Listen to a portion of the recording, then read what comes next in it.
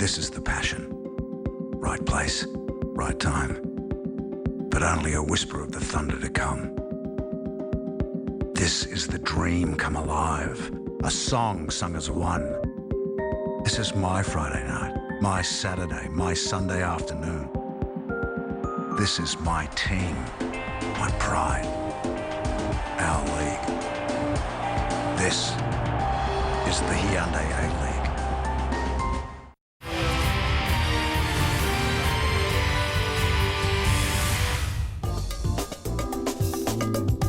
This program brought to you by Hyundai. Drive your way. Hungry Jack's. The burgers are better at Hungry Jack's. Mighty Helpful Mitre 10. Finally someone's fixing hardware.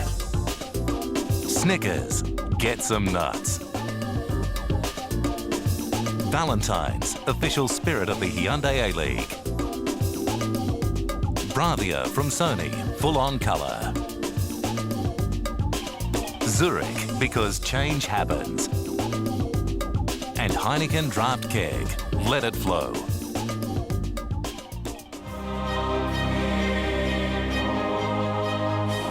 I came home to win trophies, and so far, it's mission accomplished. Like John, I've played overseas, represented my country, and been to a World Cup. Like John, I'm back to win an A-League title. There's a strong rivalry between both clubs. We've got some revenge on our minds. He's my biggest hurdle. His left foot is my biggest challenge. The winning goal would be a dream come true. A clean sheet, I think the Jets are in safe hands.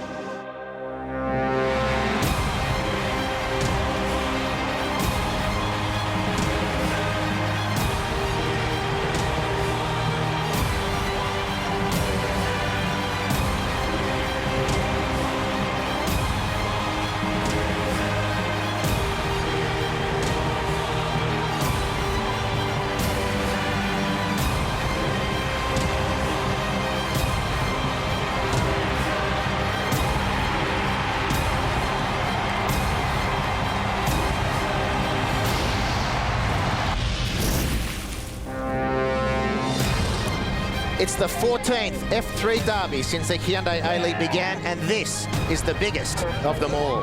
The summer that never really arrived has hit Sydney with a brilliant blue bang for Grand Final Day 2008, a fact welcomed by the hordes of Mariners and Jets fans who've made the capital of New South Wales their home for the day, after which both tribes will again head north, but only one will be celebrating victory. Hello and welcome to the Hyundai A-League Grand Final at the Sydney Football Stadium between the Central Coast and Newcastle. Well, it was the Mariners who qualified first for today's game, and perhaps in an omen, since the Grand Final winner has determined the champion of Australia. The team that's qualified first has won on 54% of those games played. Perhaps, as I said, an omen for the Mariners. Newcastle, well, they've endured the tension of consecutive semi-final extra time games over the last fortnight. And they've tasted both the emptiness of defeat and the exhilaration of victory. Newcastle arrive here today with the hopes of one of Australia's great sporting cities, willing them on. So there's so much to look forward to then, and joining me for all the action, former internationals and Grand Final winners both, and teammates, as a matter of fact, Paul Trimboli, Kevin Muscat. Good to see you both, guys. Trimmers, to you first. It's a celebration of regional Australia today. The big city clubs, they bit the dust. No representation. No, it's absolutely wonderful. A rubber stamp to both organisations and a rubber stamp to the hierarchy and the vision of the A-League to include these centres. And another rubber stamp, I think, for the venue choice. A lot of conjecture going into the Grand Final as to where it would be played, but absolutely good decision. I think it's going to be a wonderful, cracking atmosphere. 50% of the ground Mariners, 50% Jets. Let's get it on. Certainly. Kevin Muscat, well, you've had a love-hate relationship with the media over the years, Muskie. You're now officially one of us. Welcome to the broadcast. And just taking us all back 12 months, of course, is one of the fabulous days in Australian football. That performance by your team under your tutelage, captain of Melbourne victory at the Telstra Dome last year in front of 55,000 people. A walloping 6-0 victory. After all the things you've achieved in your career, where does that rank? Oh, we're certainly up there, to be honest, Harps. Obviously, when decided to come back to Australia, that was one of my goals, to try and win some silverware. And thankfully for us, it went right for us last season. They were enormous scenes, of course. No one could have predicted this. Yourselves in Adelaide, I guess much like today's protagonists, were really going at it all season last year. About an hour away from kick-off, certainly till the players at least emerge from the tunnel. Yeah. At this point, what will be going through their mind? Oh, there's certainly a lot of emotions and nerves going through both sets of camps at this stage. I think in one change room you've got the Central Coast with a lot of experience, a lot of calm bodies, John Aloisi, Tony Vidmar, and in the other change rooms you've got a lot of youth and not so much experience. So it'll be interesting early on to see how the teams cope. We can't wait for that. The team news, of course, the all-important team news, and plenty of talking points going into today's game. The quality of the pitch after the rugby league yesterday. Ji Hyung Song, the Korean international, youth international, will he or won't he in place of James Holland? And Tom Ponduliak for the Central Coast Mariners. Indeed, will he be fit or will he be left out? For all that official news, it's a good afternoon to Melanie McLaughlin. Yes, thanks Andy, and thanks boys. Good afternoon to you. I can tell you, of course, it's a beautiful day here at the SFS. Very warm out on the pitch. Speaking of the pitch, of course, as you mentioned, there's plenty of talk about it given all those NRL trial matches from yesterday. It's come up okay. It's a bit rough and dry in patches, but I was speaking to Joel Griffiths a little bit earlier, and he says he's happy. So if he's happy, who are we to argue with that? The teams arrived a short time ago. Newcastle arrived first. Obviously, it's their first grand final appearance. Joel Griffiths, obviously one of the danger men for the Jets. They got a big send-off in Newcastle, and they've had a fairly low-key preparation this week. A media ban started from Thursday. As for the Mariners, they soon followed. Plenty of has been said before. There's about 8 of them that have been in a grand final before with Laurie McKenna. Let's hope they can, let's see if they can do it this time. Anyway, Johnny Aloisi, they're a danger man also. Well, let's get into the team lineups now, and we'll start with the Mariners. So to answer your question, Tommy Ponduliak had a fitness test today, and he's going to start from the bench. There's just one change for the team. Greg Owens, a surprise inclusion. Memories of the version 2 grand final. He was rushed in. Andre Gumprecht will start on the bench. Of course, there was a big question. Who would it be, Owens or Gumprecht? Well, it is going to be Owens. As for the Newcastle Jets, to answer your question there, another just singular change. Song is in for Holland in just his 3rd appearance for Newcastle. He's been rushed into the side there. Guys, it's a neutral ground, but plenty of fans to support. Hopefully we'll see plenty of goals today too. Thanks very much, Mel. Enjoy the football and enjoy that sun. There hasn't been a lot of it this summer in Sydney. Well, the Central Coast Mariners, the first cabs off the rank, they qualified first. And Muskie, let's get your thoughts on the news out of the Central Coast Mariners. Tom Ponduliak, of course, has been not recovered from that knee injury. What do you make of the decision from Laurie McKenna? Yeah, obviously Tom will be sorely missed. Tom, in the last game that he did play, he started a little bit out wide. And his first 20 minutes was a tremendous 20 minutes. He got a lot of balls into the box for the likes of Aloisi and the rest of the Central Coast team. But he'll be missed, but obviously Greg Owens will be looking forward to taking his opportunity. If he gets one, of course. Well, a lot of big names been spoken about today. The return of Ante Kovic, we saw in the opener, John Aloisi as well. And we'll be talking, I guess, through the coverage and the game of Tony Vidmar. Just an amazing career coming to an end today. His 465th professional match as a club footballer. Plenty have played more, but not many has played quite as well as Tony Vidmar. What a day for him, and to sign off with a championship would be quite fitting. Oh, he's absolutely a legend of Australian football, and played a few cup finals in his day as well. We all remember in the old NSL with Adelaide City, Glasgow Rangers featured in a lot of massive games. So he'll be in there exerting some influence over the players and just trying to calm everybody down. He's played in that massive World Cup qualifier also against Uruguay, so he'll be a real asset. And in the fairy tale way that you like to see football, it doesn't always pan out that way. There's a soft spot for Tony Vidmar. All right, to his team, the Central Coast Mariners, Laurie McKenna has shuffled his pack. His team will roll out in this formation. Kevin, to you first. I sense you get a good feel for the Laurie McKenna approach to a football match. No Tom Ponduliak, a huge experience in grand finals. How much will they miss him?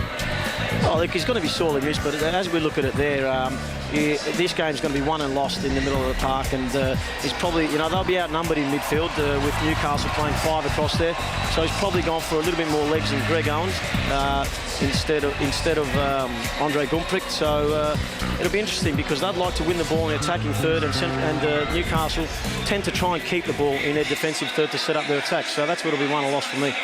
All right, they're effectively the visitors. They qualified second today. Newcastle Jets finished second on the ladder in the minor premiership to the Central Coast, as well as a deafening roar goes up to two teams take the field for warm-up on Newcastle, Paul. Again, they're renowned in this competition for the quality of their passing. Do you think that's a fact that's overblown, or is a well-earned title? No, I think it's fully deserved. You only have to watch them throughout the final series, and even when they're under pressure, you've got to take your hats off to the players in Joel van Egmond. He preaches passing football, and they love to do it. As Kevin said, they do overload the midfield, and they do like to keep the ball, and that'll be a key because they've got a few extra miles on the clock, and it's a lot easier to run when you've got the football than when you're chasing the opposition. And of course, one of those talking points coming into the game was whether Ji Hyung Song, the Korean under-20 international who's played the last two games for Newcastle, came from nowhere really. Yeah. He has started in place of James Holland, who's burst onto the scene as an 18-year-old. How do you read that, Paul? I read that as a huge show of faith by Joel van Egmond. He's the one who probably knows this player better than anyone. We haven't seen a lot of him. He's only featured in the two games, and he's come in. Let's be fair, James Holland did have an injury cloud over him in the week. He had a quad strain. He didn't perform up to what we've expected of him in the major semi. So, I mean, he's probably gone for the wildcard effect, and he's seen him at training. He's given him a couple of weeks to settle in with the squad. So it is a surprise, but he's the sort of player that can make a difference. It's one young player for another there. James Holland will come off the bench at some point, we'd expect. And Newcastle have just had the week to prepare. All the emotion of a city where the football clubs in Newcastle have been around for 120 years. There's a lot of football in that part of the world. How do you think the players have coped with the week, judging from afar? And what do you make of Van Egmond's move to have the media ban for at least half the week to shield the players from that tension? Well, I think it's one of those things that he appreciates, that his players may not be as experienced in grand final and finals football as the Central Coast Mariners. He's tried to take the heat off them, put it on himself. He'll answer the questions. He'll deal with all the media stuff because they are a young squad. But I think the excitement and I'm excited here today, and the enthusiasm, that's going to get them. They need to start well, the Newcastle Jets. All right, well, Newcastle is one of Australia's most beautiful cities, and it has a very deep and rich tradition in football.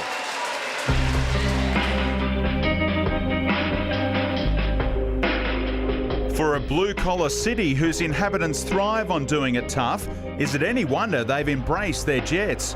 Beaten semi-finalists in Season 1, a cruel exit at the final hurdle last year before finally cracking it for Australian football's biggest day.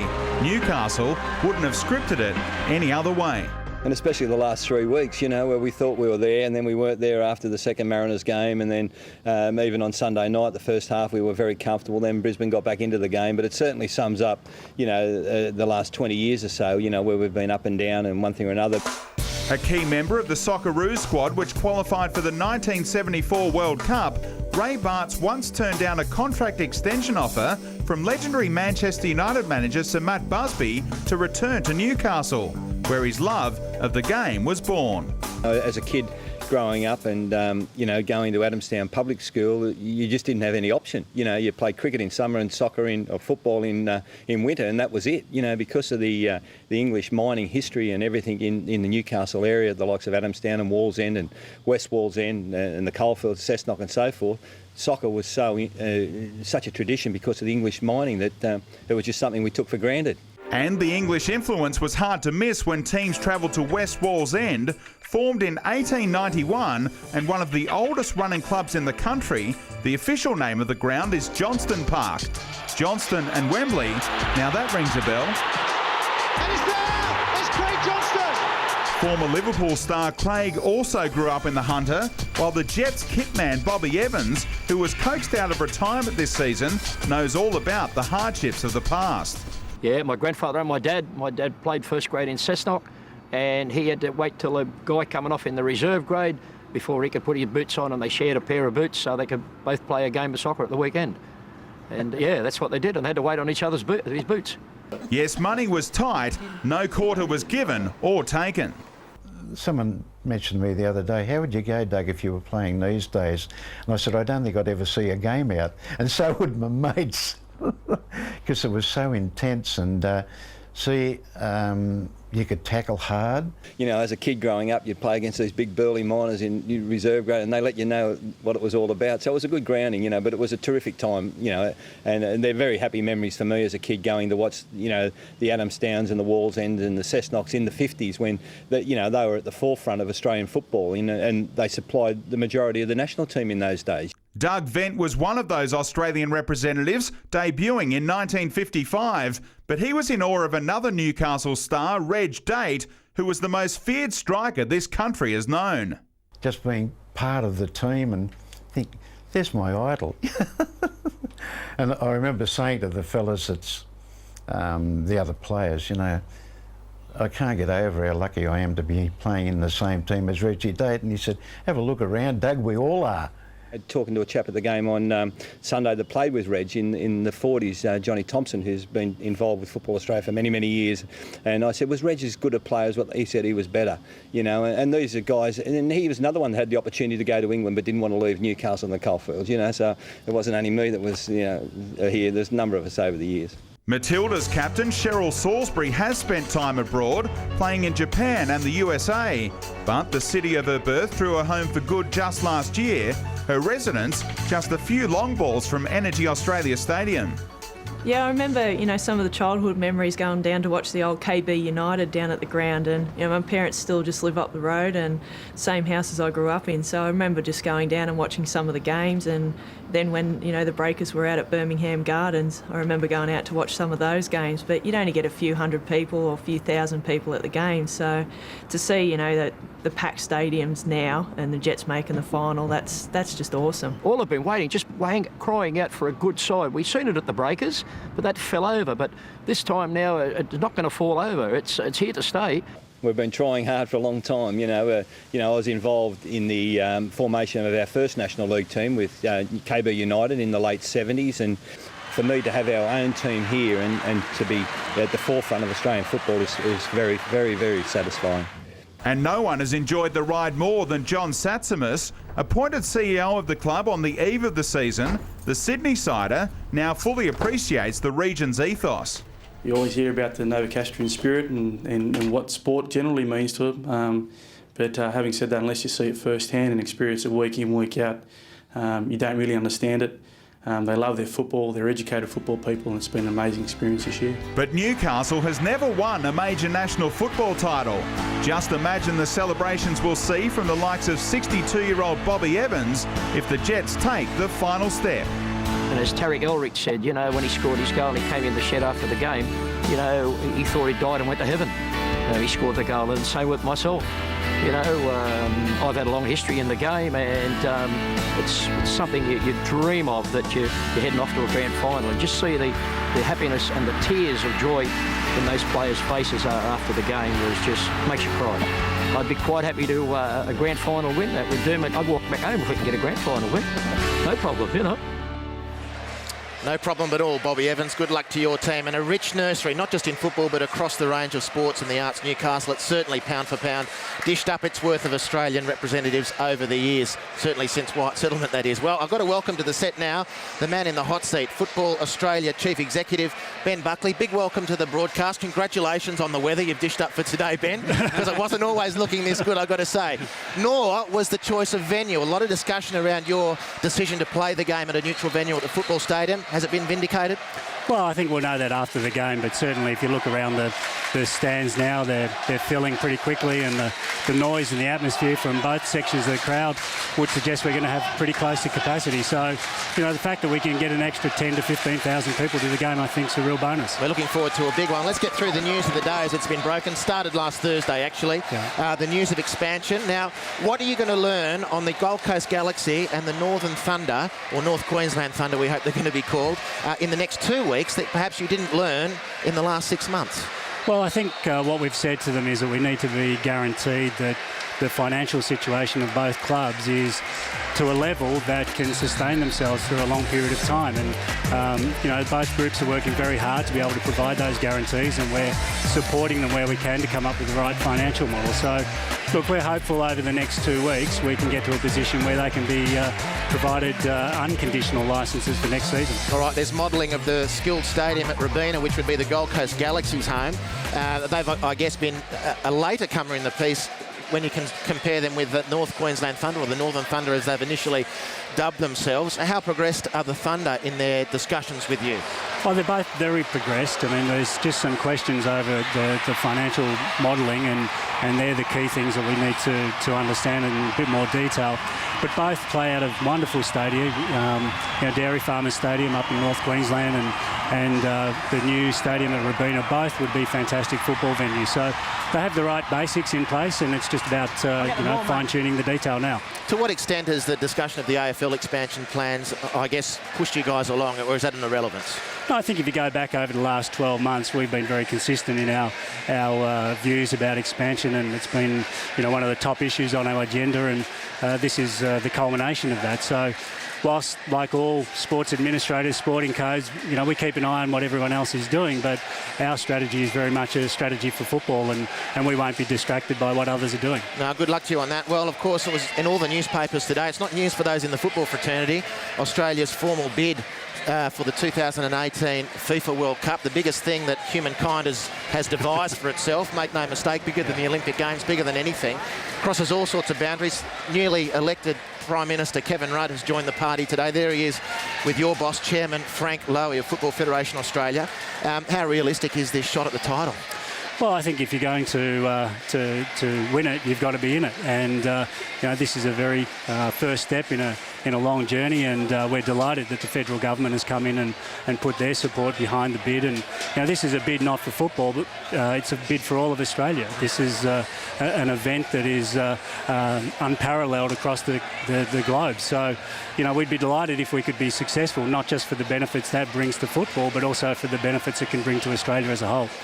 All right, Ben Buckley, we want to thank you for your time. You've got a lot of flesh pressing to get through, I'd reckon, in the corporate boxes. Get a few more dollars out of the punters there to float this game and to get that World Cup bid. Congratulations on your success so far. Thanks again for dishing up a good day of weather for the match piece today, the grand final. Thanks, Andy, and have a great call. We will. Good luck to you. Thanks. Ben Buckley there, Chief Executive Officer of Football Federation Australia. Well, the two men who are going to be calling all the action for you ball by ball are Simon Hill and Robbie Slater. Let's go to them now for their update.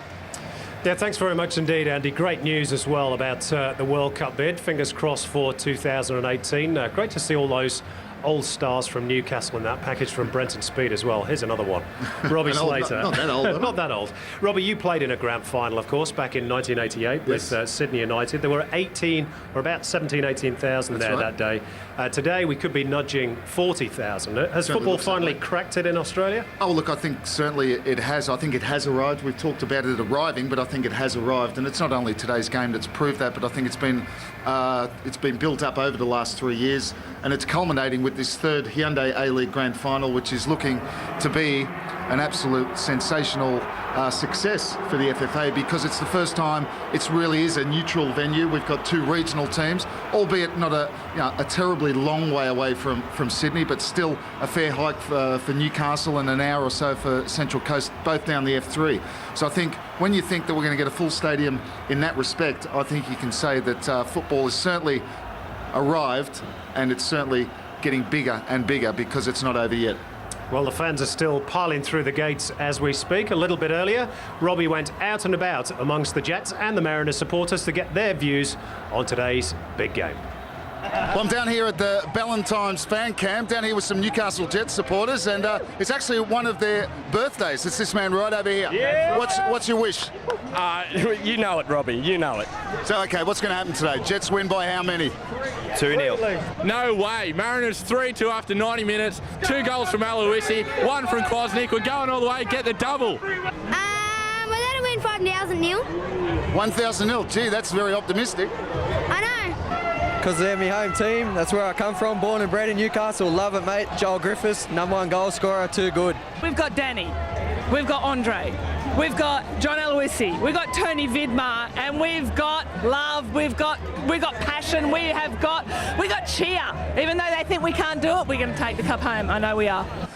There's plenty of colour as well. They've got both sets of supporters. Well. Really? Yeah, it's very fantastic. Nice. Well, that's what a grand final is all about. Let's talk a wee bit about the game itself, Robbie. You mentioned in one of the Sunday papers this morning that you think Adam Kwasnik could be a key man for the Mariners. You think his matchup with Tarek Elrich is going to decide this game, perhaps? Well, certainly it's going to be one of the key battles. I did point out a few battles, but I think I pointed out Kwasnik particularly because I think he's an underrated player, and I think the way the Central Coast like to play, we know they're more more direct than Newcastle, who like to play it more intricately, passing the ball from out the back and keeping the ball in their own half and then launching attacks. Central Coast like to get it to their fullbacks, get it into the feet of particularly Aloisi, play it back to a midfield and get the ball wide. And I think once the ball does get wide, particularly to Kwasnik, we saw with his opening goal in the second leg of the major semi-final, that he's such a positive player. When he gets the ball, he wants to take his defenders on. He rarely checks back and just lays the ball back inside. Okay, sometimes he does lose the ball, but that's what you want from a wide man. So I think his matchup with Tarek Elrich, who is a player who likes to get forward himself, we know about his goal, of course, against Queensland. It's going to be really important to the outcome, particularly down that side and to the whole match, of course, because if Elrich gets forward and bombs forward and keeps Kwasnik back, that's going to be good for Newcastle. But the opposite is also the case, particularly the way Central Coast like to play in the opposing half by getting that ball deep into the half to Aloisi's feet. OK, Adam Kwasnik came off the bench in the last grand final in 2005-2006. He could be a key man for the Mariners today. Of course, a key man for the Jets could well be Joel Griffiths. And one of the men who's charged with looking after him today is the Mariners centre-back Tony Vidmar, who this afternoon brings the curtain down on what's been a glittering career. And the Central Coast are through to the grand final against the odds, but with the momentum. They're now one game away from their first championship. Can the minor premiers do the double? Don't bet against it. I saw him play when he was about 9 years old on Sepp Sarso, and I looked at him and I thought, Jesus, he's got some talent, that kid, you know.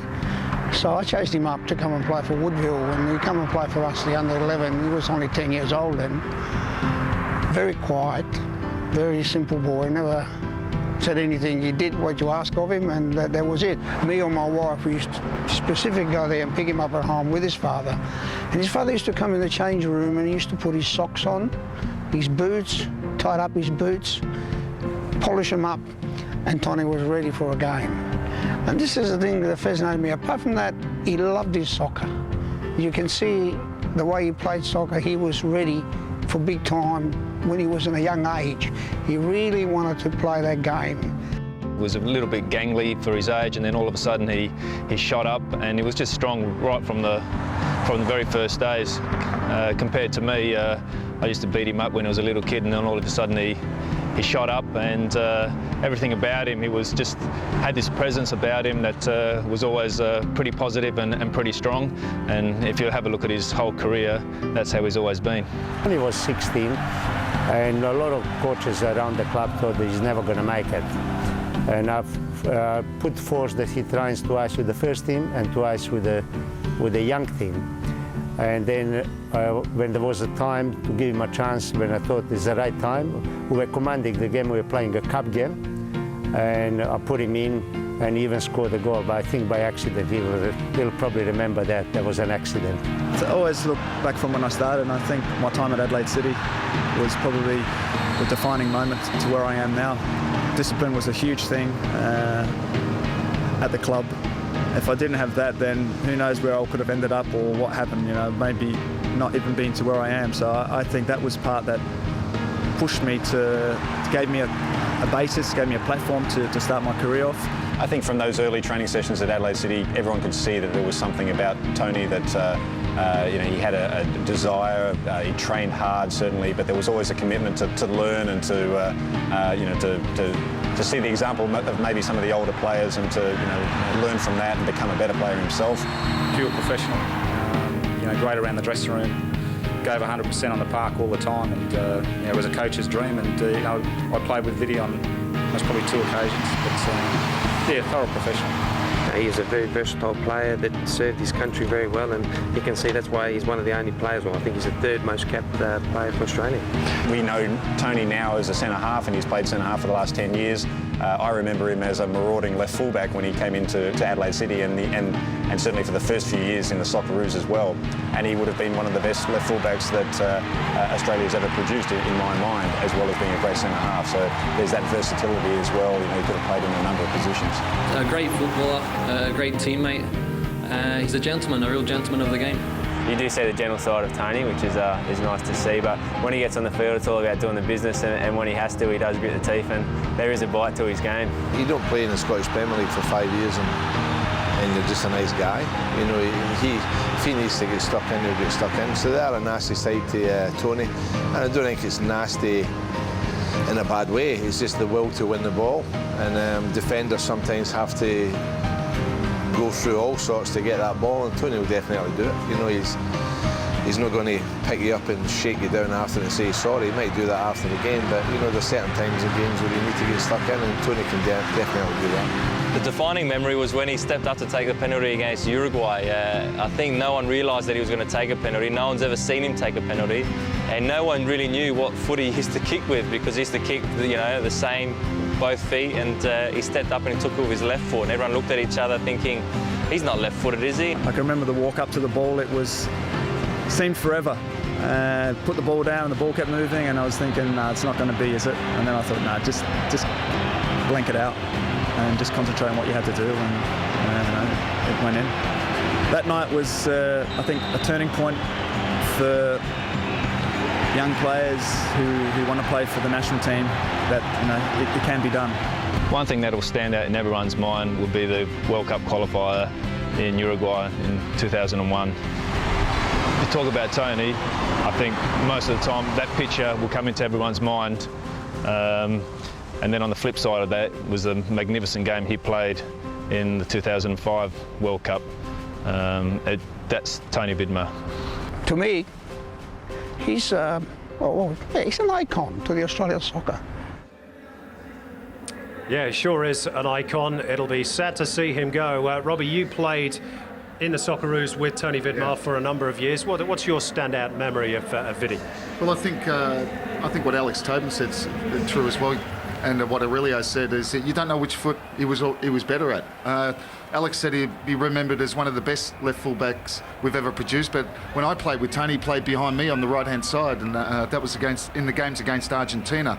So he was a very, very versatile player, very, very, very great, very good character, very professional, and really, you talk about being an icon and what he's done for Australian football. It's also one of the great comeback stories. To miss out on the World Cup as he did, we know, with his heart problems, but to get over that and to be able to come back and play us, you know, with the Central Coast Mariners and get today into a grand final, I think that is a fantastic story and a great testament to that person. Absolutely, and he will be missed. We'll remember his tears of sorrow and his tears of joy, but what emotion will it be at around about 7 o'clock tonight Eastern? We're about later, half an hour from finding out. Back to you, Harps and the guys. Thanks very much, Simon and Robbie. Good calling. Looking forward to the action. Well, 465th professional club game, Kevin Muscat, on Tony Vidmar. Before we let him go, you're the most recent to have played with him. Again, what is Australian football losing with his departure? Oh, look, I think it's been summed up, and you can just see the amount of respect he's got from past players, current players, and even coaches. And that's testament to his character and his ability as well, because everyone mentioned, we went through everyone there, and everyone mentioned his ability, whether he played at fullback, whether he played at centre-half, throughout his career. And it was just touching that he actually got to get to a World Cup qualifier and have a nice run, because I certainly remember the night in Montevideo when he came off the park crying. Yeah, we all do. Well, he's been fantastic. Tony Vidmar has got one game left. Let's see what he can do. Well, throughout the year, those people who've been following the coverage, particularly through Total Football, our magazine program, will realise that we've been awarding 3-2-1 points throughout the season for our Alex Tobin Fox Sports Player of the Year. We left you with the count at round 14, and here's where the standings were. Joel Griffiths, most people's tip, let's not muck around, was on top with 17 votes. Mile Jedinek, and they'll go head-to-head today, second on 14 points. Nathan Burns of Adelaide, Archie Thompson of the Melbourne Victory on 11, Robbie Cruz, the young flyer out of Queensland, on 10 votes. Simon Colosimo, the Perth Glory, now bound for Sydney FC, captain there, on 9 votes, and Daniel out of the Wellington Phoenix, a good season for him, on 9 votes. So that was after 14 rounds. Let's see what happened from rounds 15 to 21.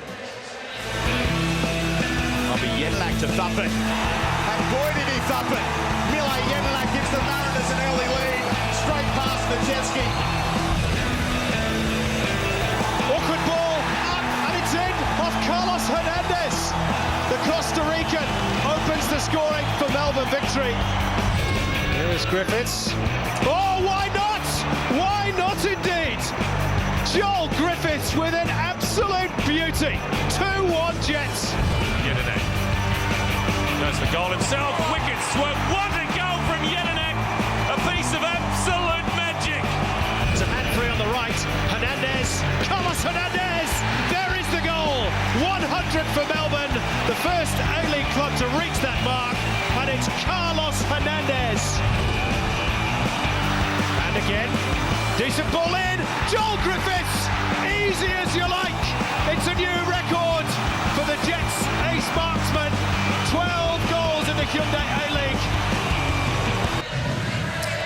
And after all the polling was tabulated, no surprise there. Joel Griffiths of the Newcastle Jets, 31 votes. Mile Jedinek in second place on 22. And those two will be battling for the prize later on this afternoon of Champion of Australia. Archie Thompson in third place and working down. Robbie Cruz, Nathan Burns, Ante Kovic with a late charge. So too Carlos Hernandez in the closing 7 rounds, and Jamie Coyne as well. Ufuk Talay now bound for the J-League 2 with Avispa Fukuoka out of Sydney FC on 11 votes. Well, we're very fortunate to have Joel Griffiths here this afternoon, obviously getting ready for the game, and coach on the coaching staff of the Central Coast Mariners is none other than Alex Tobin, after whom we've named the Fox Sports Player of the Year award. Let's cross now to Mel McLaughlin for the presentation. Thanks, Andy. I'm here now with the man who the award is named after, Alex Tobin. Obviously, Alex, a big honour for you. Yeah, very proud. Obviously, a prestige award like this to have in my name, it's fantastic. I'm very humbled. Well, I'll leave you now to present the award, and a substantial cheque from our friends at Harvey Norman to the man himself. Thank you. Congratulations, Joel. It's a great season. All right, Joel, congratulations. Obviously, it's been an amazing season for you. Yeah, definitely. It seems like everything's just fallen into place this year. We've got one game left, and that's today. And I'd probably trade all this in just to get a win today. So you've had such an impact all season. Obviously, you're hoping to do the same again today. Yeah, definitely. It's not going to be tough. We know how good the Mariners can play. They've got a lot of experience there. We'll be giving our all for our supporters and fans back home, and obviously in the stands today. So yeah, looking forward to it, and just trying to enjoy it. All right, Joel, best of luck and congratulations on your award. Yeah, thank you very much. I'd just like to thank Harvey Norman and Foxtel for the coverage throughout the year. Thanks a lot. Thanks a lot, Joel. Back to you, Andy. Thanks, Mel. Congratulations, Joel Griffiths. A ripper season for you, and we wish you all the best in the grand final that's upcoming. Time for a break. As we go, we're going to start going through the top 10 goals of the season. Here's goal 10 through to goal 5. We'll be back right after this.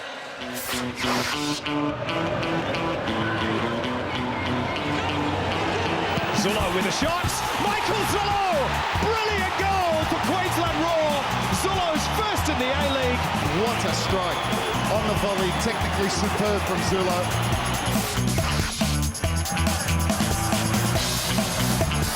That's a beautiful touch from Travis Dodd. He just gets better and better with every touch. This is Pantelis! Oh, brilliant! Lucas Pantelis, and he's deserved that goal. Sensational! What a finish. What a goal. And it's made possible because of his positive attitude. When he picks up the ball, he's got one thing on his mind. Wonderful goal and a great performance from Lucas Pantelis. Aloisi.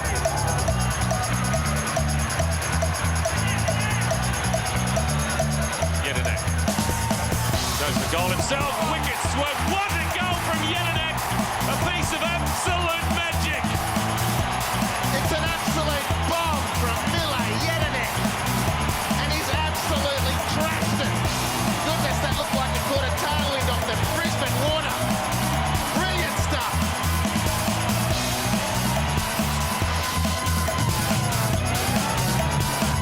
Is that the catalyst to spur the Mariners back into action?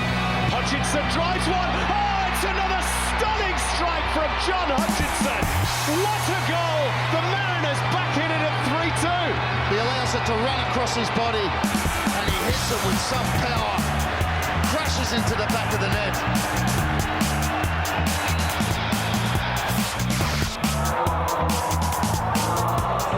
Tele trying to put the ball over the top again. And that is class. That is beautiful. No other words for it. The touch from Bros is sublime. What a beautiful touch. That was a beautiful goal.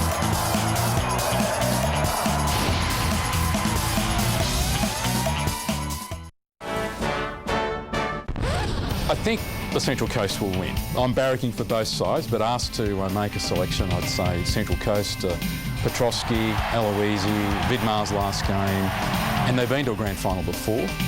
And they've picked up players who have played in grand finals before since their first appearance. And it appears that the unsettling month they had a while back, they've settled back and did extremely well in the semi-final against Newcastle. But what a fantastic season for the Jets. New South Wales Premier Morrissey Emma there, and he's put his money on the Central Coast Mariners. Not often you get a politician backing one local constituent over another. We'll see how he goes. Of course, he's backed the Central Coast Mariners. They've had a fabulous season. They finished top of the Pops after 21 rounds. The New South Wales derby kicks off season 3 of the Hyundai A-League. Sydney FC against the Central Coast Mariners. It's live and exclusive to Fox Sports.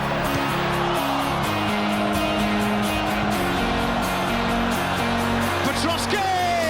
The Mariners in front. First goal of the new season, and it just had to be Sasha Petrosky.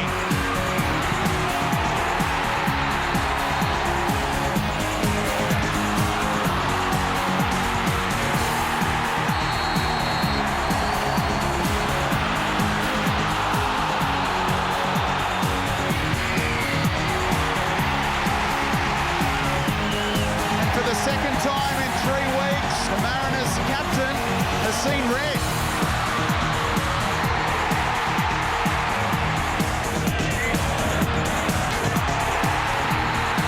Oh, it's another stunning strike from John Hutchinson.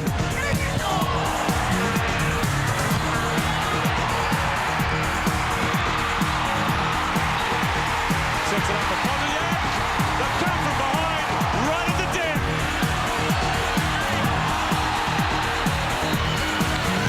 Johnny A is on his way. Aloisi adds another milestone to his collection.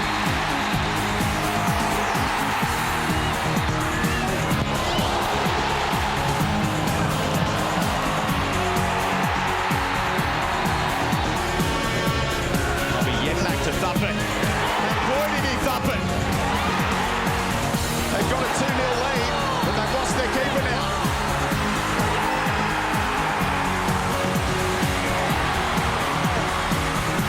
And another red card coming the Mariners' way.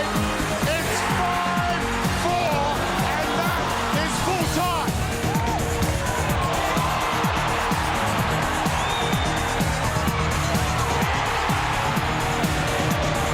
They've conceded 5 goals for the second game in a row. Now they've also conceded the competition lead.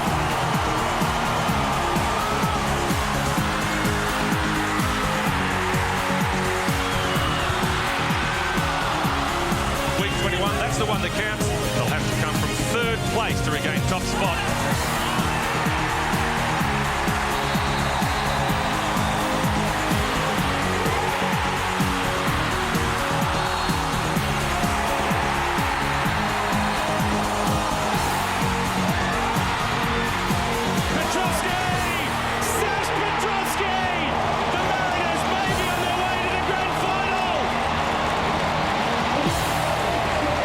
The Central Coast Mariners, top of the table after the 21-round home and away season, and now they're in the grand final. They're second in 3 seasons, and they're coached by Laurie McKenna, who's with Mel McLaughlin now.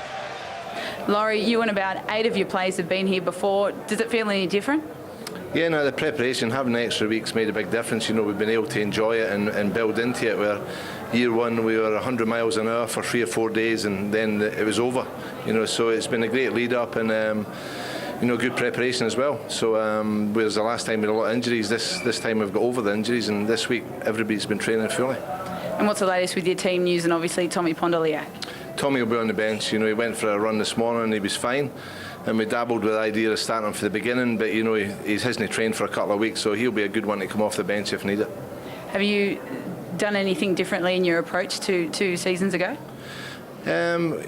Probably it's just kept it as normal. You know, 2 years ago we couldn't keep it normal because it was just all happened so quick, and it was a roller coaster ride for that week. This time it's just been like normal training, so the preparation's been good. The boys are relaxed, and it was just nice to come in here and see so much yellow and blue in the crowd. All right, good luck today. Massive day for you, Laurie. Thank you. Cheers, Mel. Mariners coach Laurie McKenna, his team finishing top after 21 rounds. Of course, their counterparts today, Newcastle Jets, they finished second after 21 rounds of home and away football. Quite a season for the Newcastle Jets.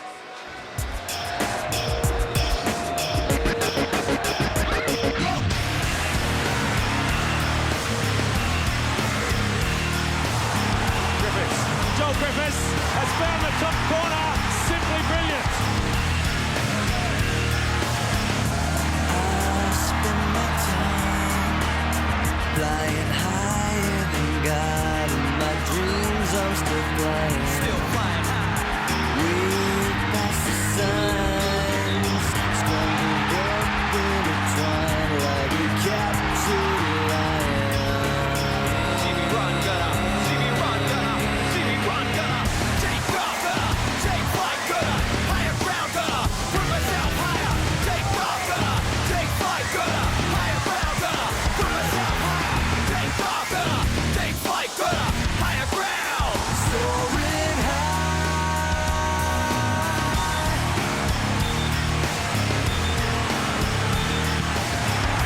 Seconds go by. Slow down like a train riding out on the rails. Dialed in the sky. Looking down at your lives. Now I see what you're missing. See me run, gunna. See me run, gunna. See me run, gunna. Take off, gunna. Take flight, gunna. Higher ground, gunna. Put myself higher. Take off, gunna. Take flight, gunna. Higher ground, gunna. Put myself higher. Take off, gunna. Take flight, gunna. Higher ground. Soaring high. Oh, that could have won it for the Jets. Right at the death.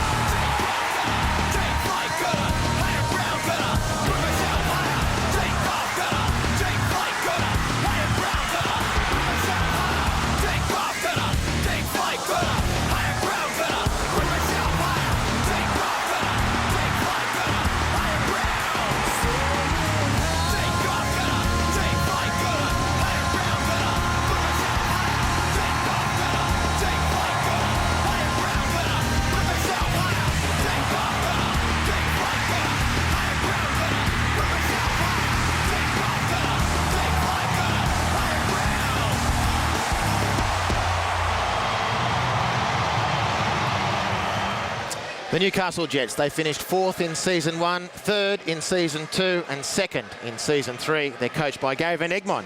Here he is with Noel McLaughlin. Gary, obviously you had shorter preparations than the Mariners, but are you happy with how it's gone? Yeah, very happy. We freshened the group up this week. We've only trained 3 times. Again, we've encouraged to do a few exercises which they have a bit of a laugh and a giggle with as well. All the work has been done during the season. It's just a matter of dotting the I's and crossing the T's and ensuring that they're nice and fresh and physically and mentally ready for today. You've never been afraid to tinker with lineups ahead of matches. What can we expect today? Yeah, look, we'll make a couple of changes here and there, but nothing too drastic. You obviously got to reward the players that have done the job to get us this far. So, all in all, it won't be too dissimilar. And you got a big send-off from the fans in Newcastle. Plenty also followed you down by bus on the freeway. Yeah, look, they've been absolutely tremendous this year, and the support we got when we left in regards to the people on the side of the road en route down the F3, it was just staggering. People in cars with Jets flags travelling a long way down the F3 with us, and even here in where we were staying at Coogee, people with Jet shirts on and Jet banners, and the support has been fantastic. It's a big day for you, Gary. Good luck. Thanks very much. Gary Van Egmond has done a wonderful job with his Newcastle Jets team to bring them to the grand final up against the Central Coast Mariners, the F3 derby. About 15 minutes away from kick-off here at the Sydney Football Stadium. It's a sea of yellow if you're a Mariner, or it's a sea of gold if you're a Jet. And both sets of fans are primed for a mighty clash. We'll be back after this break.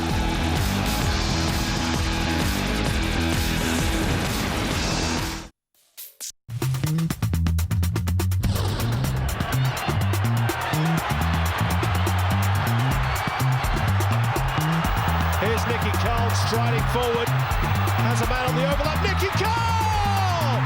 What a goal! It's a goal worthy of winning any contest. Brilliant! Just wanted to wish all the Newcastle Jets boys all the best of luck for today's Hyundai A-League Grand Final. Disappointed I'm not able to be there and watch and support you guys, but I'll be watching it here live in England. I'm really sure you'll do all the Nova Coastians proud, and fingers crossed you get up, and hopefully you win the game. Good luck, boys. All the best. We wish you were here, Nick. Last year's Johnny Warren medalist for the Player of the Hyundai A-League, now with Bristol City. Kevin Muscat, Paul Trimboli, former internationals and grand final winners and teammates. It's time for your decision. Kevin, have been in this seat 12 months ago. The position, rather, of the players. Who's going to win and why?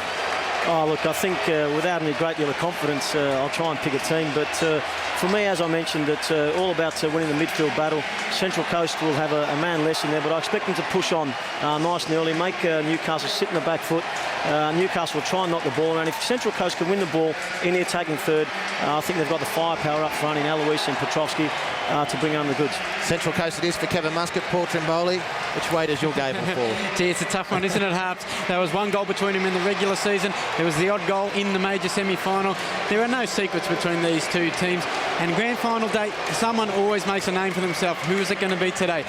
The key men for me are the strikers for the Central Coast. Newcastle need to stay up the field. They need to keep the ball away from Central Coast. If they get caught sitting back deep, Petrovski, Aloisi, the opportunists in front of goal, and I think they're going to have a little bit too much firepower, so I'm going for the Central Coast. To what extent, Paul, before we move on to kick-off, do you need to lose a grand final to win one, in which case the Central Coast will be favourites? Yeah, but I don't really buy into that. I think the way the final series is, you can get a lot of experience. And we not forget Newcastle went out on penalties last year in the preliminary final. They thought they had one foot in the grand final as the first in. They blew that. So they've got a lot to prove too. But I just think there's going to be some nerves early. They like to overpossess the football. If they cough it up, they could be in trouble. All right, Kevin, Paul, thanks very much. We look forward to your company for the post-match wrap-up. But there's the Newcastle dressing room now. Plenty of backslapping and encouragement from the younger team of the two. And there's the Mariners across the hall in the bowels of the Sydney Football Stadium. John Hutchison, so much rides on his shoulders, and Matt Simon perhaps off the bench just in the background there. Well, Newcastle and the Central Coast are both now just one game away from their first ever titles. The Central Coast have been here before and they know what it's like to lose. Surely they'll be better for that experience. By game's end, will the SFS take on a yellow and blue hue, or will the Mariners be drowned out by the Jets' sonic boom? Kick-off to the Hyundai A-League Grand Final coming up right after this.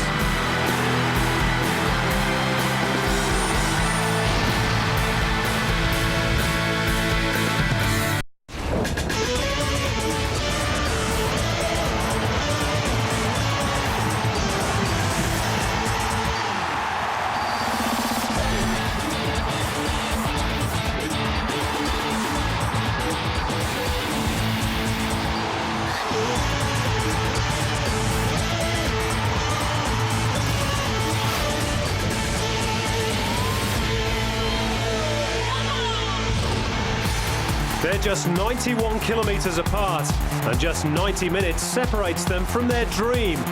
On either side of the F3 divide, two of the brightest coaches and brightest sets of fans. Which star turn will light up the Hyundai A-League showpiece occasion? Will Joel's goals win it for the Jets? Or will he be Johnny on the spot for the Mariners? Neither club has ever been champion of Australia, so history will be made in the F3 finale.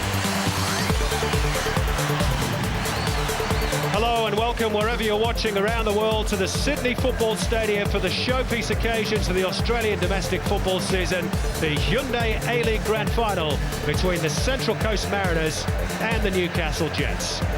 Two tribes, one prize. A local rivalry labelled the F3 Derby after the road that links the two regions, ignited back in 2005 when Jets defender Andy Durante had his leg broken in a tackle with Mariners striker Nick Merger. The first league meeting between these two attracted just 5,000 fans. Today, there's closer to 40,000 to see which can create history and claim the top honour for the first time.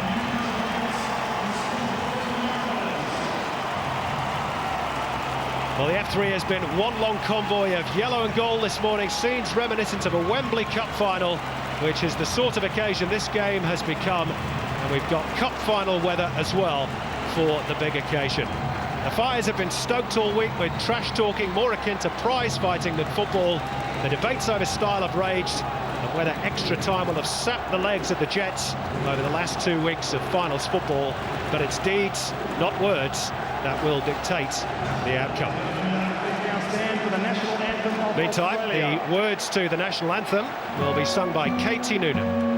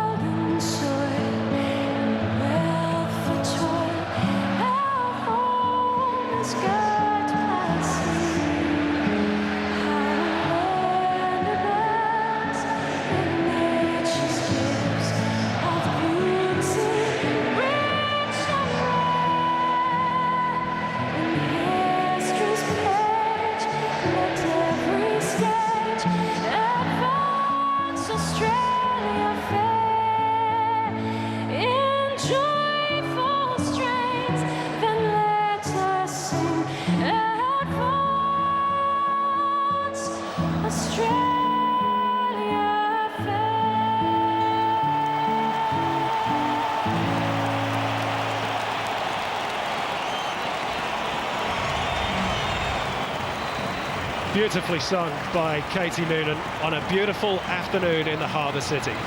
Let's take a check on the team news for the big occasion, starting with the Central Coast Mariners. A grand final experience favours the team in yellow, but their most experienced campaigner, Tom Pondelyak, starts on the bench. He's still struggling with injury, so Greg Owens gets the nod over Andre Gumprecht in midfield.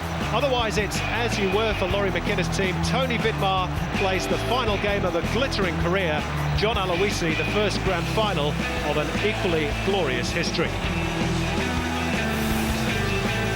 Well, for the Jets, their captain Jay North is playing his fourth grand final and is also looking to become the first Indigenous player to skipper a team to victory in a grand final of any football code in Australia. The Jets' grand final experience is rather meagre in comparison to the Mariners. James Holland is the only change from last week's starting team against Queensland Roar. He drops down to the bench to make way for the Korean midfielder Song Jin-hyuk. The traditional team photographs were all set on a beautiful sunny day in Sydney for the third Hyundai A-League Grand Final. The trophy's heading north, we know that, but how far north will be decided after the break.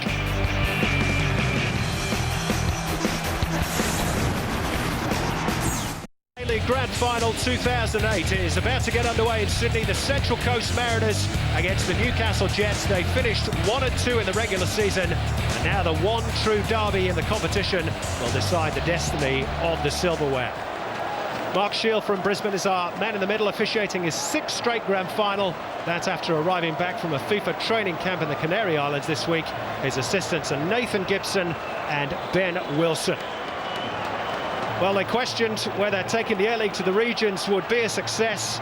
This is the proof. Two regional teams, one of which didn't exist in any shape or form 4 years ago, can now almost fill a 45,000-seater stadium, all of which augurs well for next year when we'll have two more regional teams in the Gold Coast and in Townsville. The pitch is a little patchy in places. The weather, though, is absolutely perfect, and the noise simply phenomenal as we get underway. And immediately the first tackle of the game, and Mark Shield is going to have some sorting out to do. There's a lot of feeling between these two clubs, the Jets in the whites, the Mariners in the yellow, and that's the first challenge, Robbie Slater, of what will be a very keenly contested final. John Hutchinson, and the midfield battle is crucial in the grand final, the opening 20 minutes. Who can take the ascendancy? There's more experience on the Central Coast, not only in grand finals, but big match experience in Vidmar at the back and Aloisi at the front. Well, the first corner of the contest has been awarded by Mark Shield. He's had a busy opening few seconds. It was always bound to be that way. Local derbies normally are. And this is the end where the Jets supporters are gathered. The first chance to put some pressure on the goal of Danny Vukovic, but it's not the best delivery by Song Jin-hyung. And this time, the Mariners, well, I thought they had the free kick, but Mark Shield has waved play on. Jedinak puts it over halfway. It's a fast and frantic start to this third Hyundai A-League Grand Final. The key to success, according to many experts, is controlling the midfield. You might expect the Mariners to drop off and allow the Jets to play a bit inside their own half. They'll try and close the space around the league's leading goal scorer, Joel Griffiths. He is very much the danger man. This is Tarek Elrich, who scored that third and crucial goal against Queensland Raw in the preliminary final last weekend. Tony Vidmar, the final game of his football career. Another late challenge, this time on Greg Owens.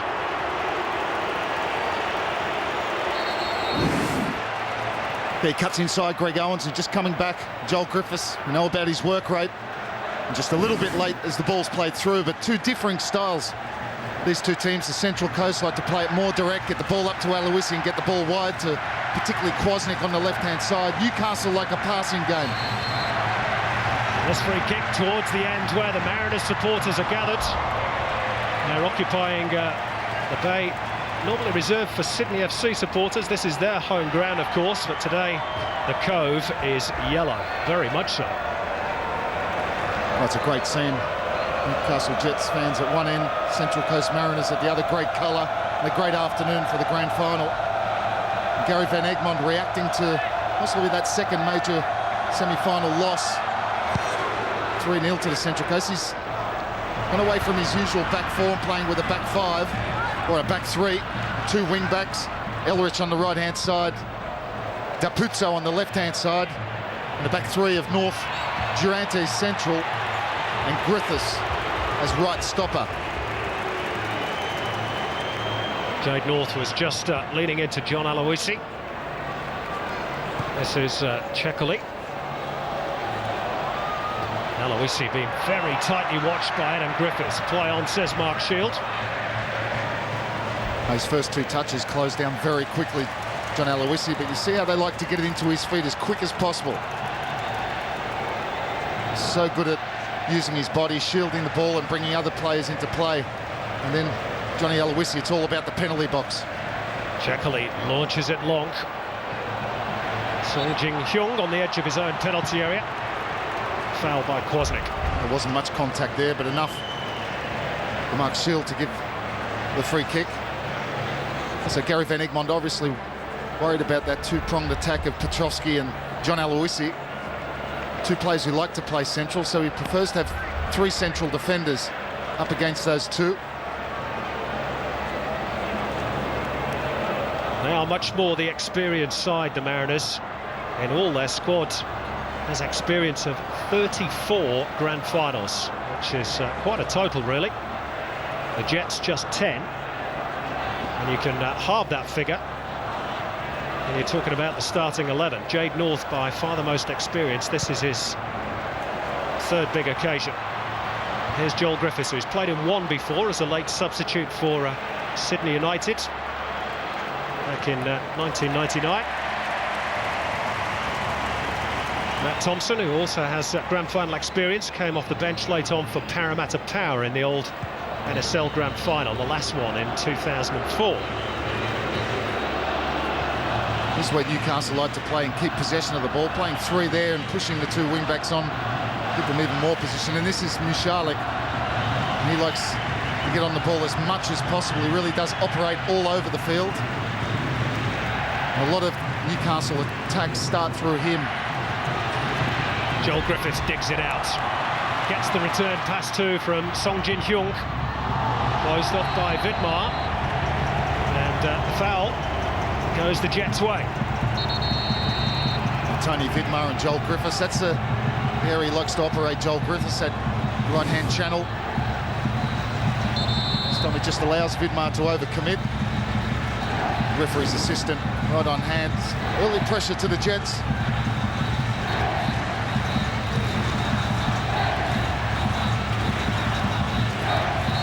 Needs a good delivery from the Korean. Didn't get one. Well, it's two he's had. One from the corner, this time a free kick. Two poor deliveries. Michalek, not much better. Two set pieces failing to beat the first man. There's Song Jin-hyung, freshly signed, and real prospect for the future. He's just 20 years of age, former FC Seoul man. Says he sees this move to Australia as a potential stepping stone towards Europe. He'd favour going to Spain, we understand. And included ahead of James Holland. A bit of a surprise for me. James Holland, midfielder, gets forward, scores goals. This is Joel Griffiths, who can certainly score goals. 14 all told this season. Thompson claiming he was dragged back. Mark Shield not interested. Referee of the year for the last few years, Mark Shield, very much Australia's top official. And a level head on grand final day. This is Mark Bridge. He will be playing his club football at this stadium for Sydney FC next season. Well, the reports in the press this week saying that move is not yet done and dusted. No, but a lot of talk about so many of the Newcastle Jets players moving, and just wondering what sort of effect that could have on them on grand final week. I'd say Gary Van Egmond would be very disappointed with those sorts of stories omnipresent in the papers this week.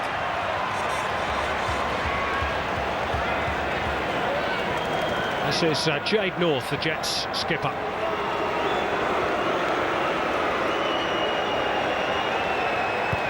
Well, that frantic tempo of the opening 5 or so minutes seems to have calmed a little bit at least. Always going to be plenty of adrenaline flowing on the big occasion.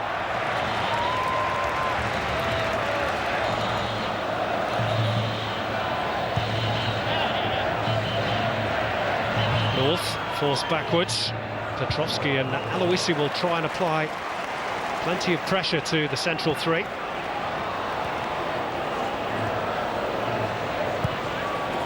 Adam Griffiths goes forward. There's the possession stats for the early moments of the game, heavily favouring the Jets. Yeah, they're keeping the ball nicely, and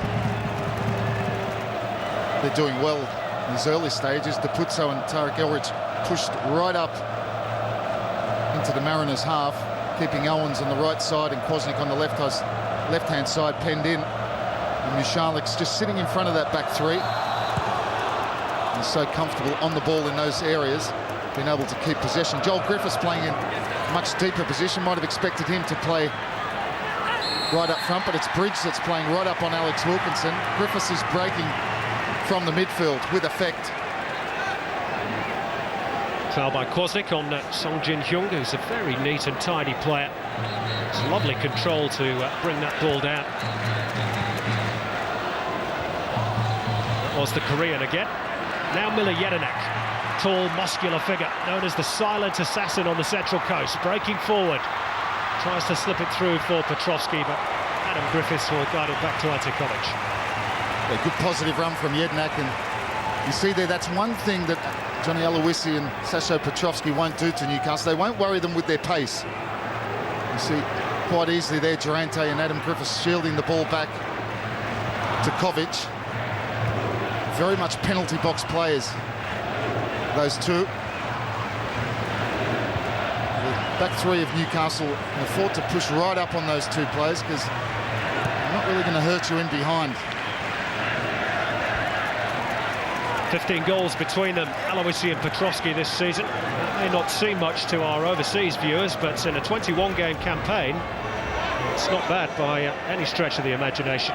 There is Aloisi, very much a hero in Australia, of course, for converting that penalty that took the Socceroos to the World Cup in 2005. May not be with the Mariners next season. There's talk of quite a few clubs showing interest. That's a late challenge by Joel Griffiths. First yellow card of the grand final is going to go to the combustible Joel Griffiths, and there's one or two angry voices being raised and one or two arms being lifted too. Mark Shields got to keep a grip on this. Well, he certainly came in late, Joel Griffiths. It's his second foul, first one in the opening seconds. Jednak just helping the ball on, really, and Joel Griffiths coming in very late. John Hutchinson coming over, and then a bit of a melee. There's a lot of tension, as you'd expect in this big occasion. You get a bit of everything, don't you, with Joel Griffiths?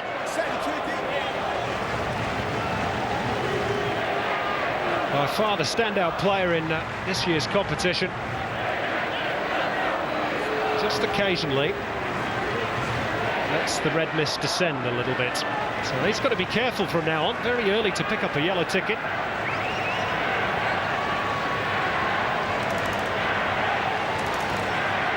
It's given the Mariners this free kick, which Alvin Checkley will take.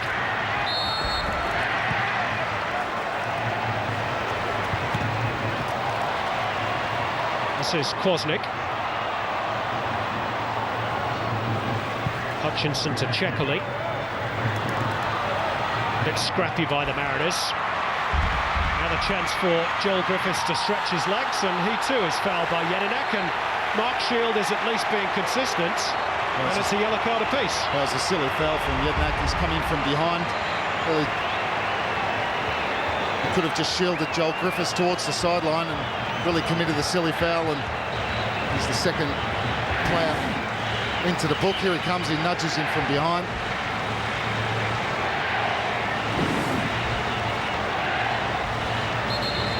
Well, I think it shows good intent by the referee. And he's going to stamp his authority on this game.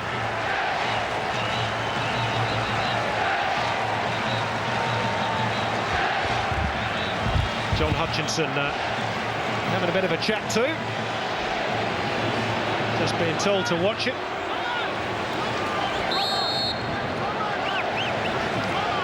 Tarek Elrich to deliver for the Jets.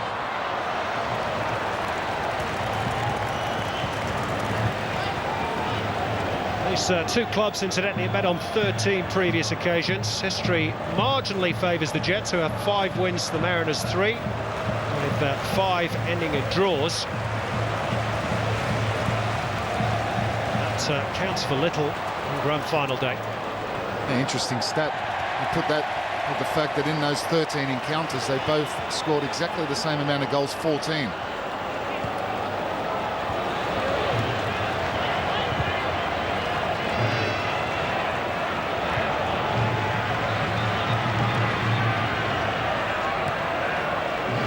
This is Tarek Elrich, brother of Ahmed, of course, who may join him at the Jets next season. Little 1-2 with Joel Griffiths, and Elrich didn't quite really get hold of that. No, there's some good play there, linking up nicely, good positive forward run. Just his ball across the box, too close to the goalkeeper for Vukovic. Another foul, this time on Depuzo by Greg Owens. I think we're in double figures already, Robbie.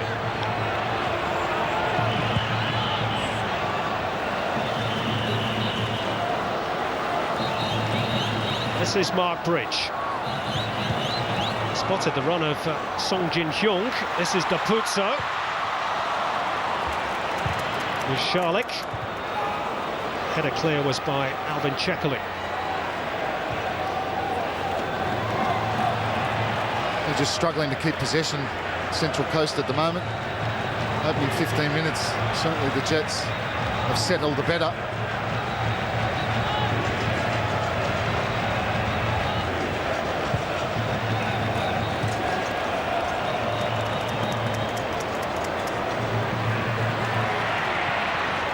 Aloisi in a tussle.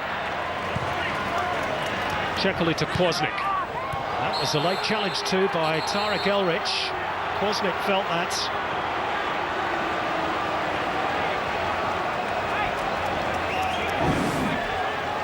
They're coming in late, playing the ball away, and again, it's very late. Lucky to not get a yellow card himself there, Tarek Elrich.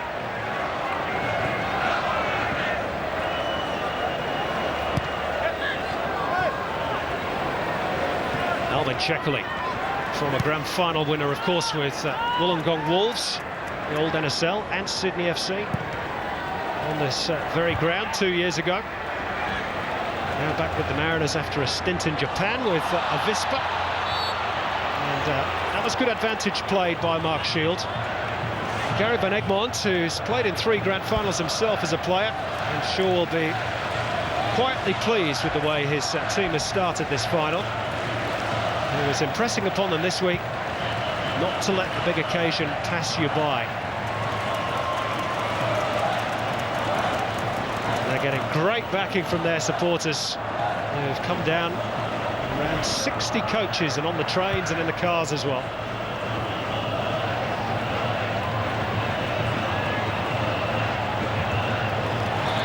Now Bridge fighting Adam Dapuzza. Thompson! First real chance of the grand final. Great play from Dapuzza, getting forward from left back. Well played from Mark Bridge, who held the ball up well, and he feeds it to Dapuzza. Takes one touch, slides this in behind Central Coast defence, who get a little bit square. Just trying to guide that one past Vukovic, and it just goes over the crossbar. Well, a great chance for Matt Thompson to open the scoring in the grand final. There's Frank Lowy, Chairman of Football Federation Australia, along with the Prime Minister Kevin Rudds. They've jointly announced Australia's World Cup bid is official for 2018 today. The game in this part of the world just goes from strength to strength. What a boost getting that tournament would be to the game in this country. A long way to go before that becomes reality, of course. England and China also said to be bidding. Certainly make qualifying easier. Well, it would make it non-existent.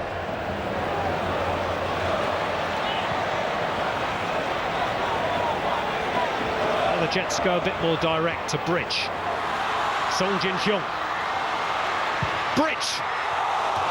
2 good chances in 2 minutes for the Jets. Oh, he's unlucky. Great play again from Mark Bridge. Held the ball up nicely, laid it back to Song, who I thought might have pulled the trigger himself. A little back heel onto Bridge. He doesn't need to take a touch. He's going for the far post. And Vukovic was just watching. On target, that would have hit the back of the net.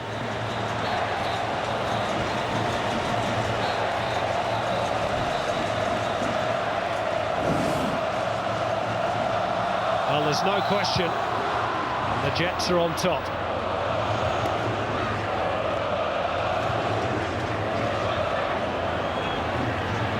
Big debate about the style of the two teams in the build-up to this final. There's no doubt that the Jets are the better passing side, and they're proving it at the moment.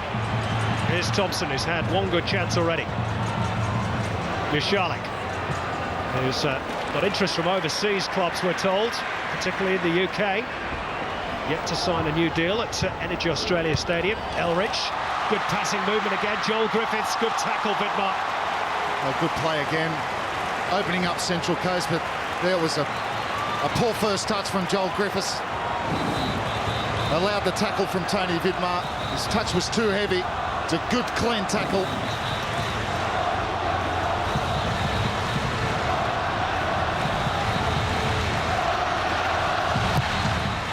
Song Jin-hyung's corner, away by Miller Jedinak.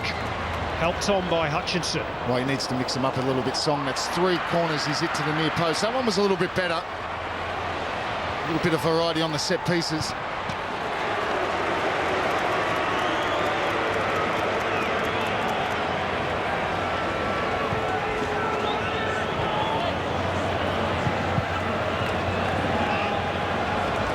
Look for Bridge. Wilkinson is there, the Mariners skipper. Neither team, of course, has ever been champions of Australia before. Mariners only 3 years old. They got to within 1 match of winning the crown. First season of the A-League. Various incarnations of Newcastle teams have tried and failed over the last 30-odd years. Never even been in a grand final before, although the old Newcastle Rosebud did win the Cup in 1984.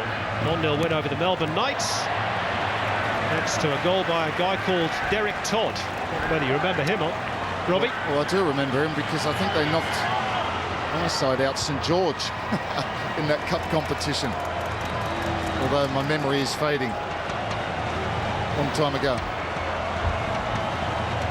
It's the only trophy the football-mad region of the Hunter has ever won. Well, they've certainly made a better start in this grand final.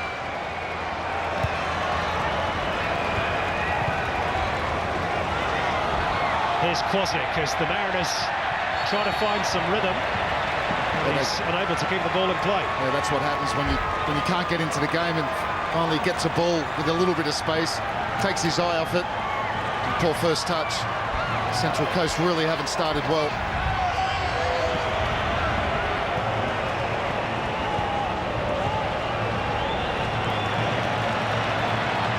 This is Adam Deputso, one of the young starlets for the Jets. Reported interest from Adelaide United in his services. Song Jin-hyung. Bridge wanted it played short. He goes to Elrich instead. Blocked by Vidmar.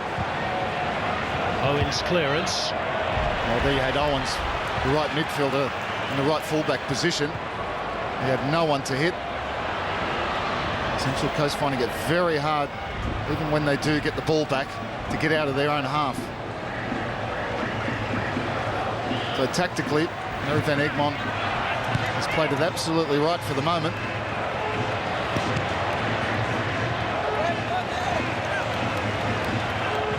Completely dominating that midfield, Newcastle. And Charlotte sitting just in front of the back three.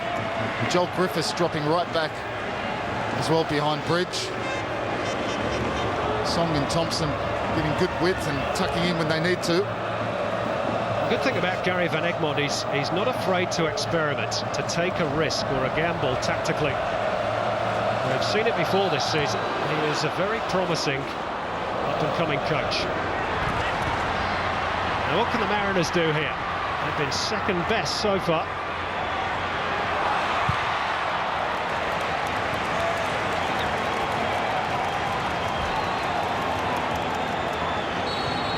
Rory McKenna, the Scottish-born Australian coach. Ian Ferguson to his right. Viewers in Britain will remember him from his Rangers days. Once scored the winner in a Scottish Cup final for St Mirren back in 1987. So he knows about the big occasion as well.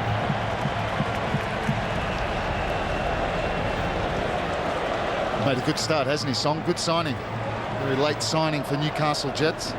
Come on against Queensland, won a penalty last week. Van Egmond thinking that he's done enough to earn a start. He showed some nice touches. Obviously very gifted technically.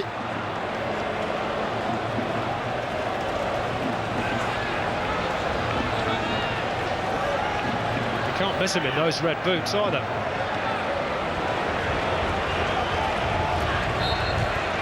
Another set piece for the Jets. Danny Vukovic with some organising to do in front of him.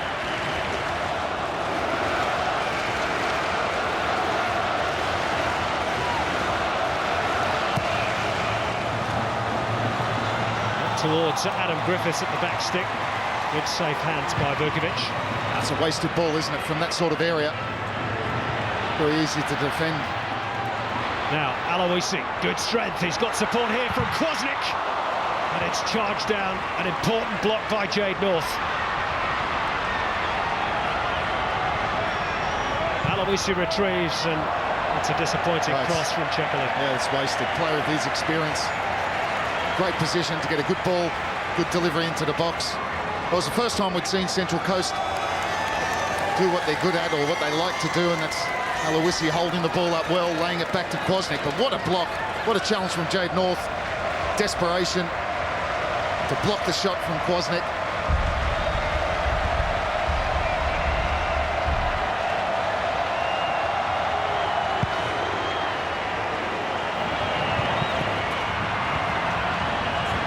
Maybe be a portent of better things to come for the Mariners, but that's a great ball into the path of Song Jin-hyung. Oh, he's wasted it. Great play, little 1-2, give and go with Joel Griffiths. He's in a great position. You're just looking for him there to drive on towards the byline. He played it far too early.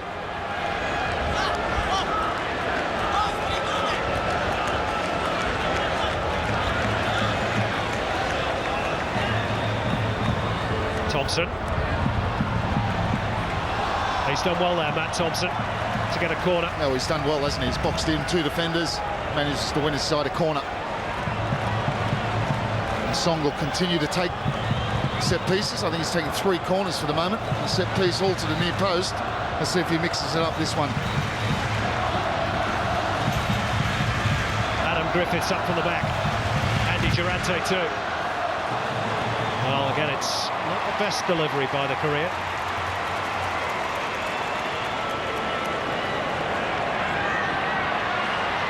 Sasha Petrovsky has not really got the pace to be able to out-sprint Adam Depuzo. That's the throw-in.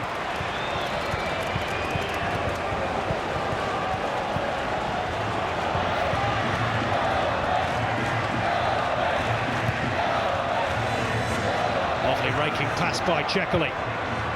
That's a poor option from Greg Owens. Never set himself properly to hit that. Never hit it with any conviction. Lovely crossfield ball from Checkley. The Aloisi checking off would have been a better option. Knows what it's like to win a grand final. Greg Owens did it with Sydney Olympic 2002. He also knows what it's like to lose one. He does. Last year for Adelaide.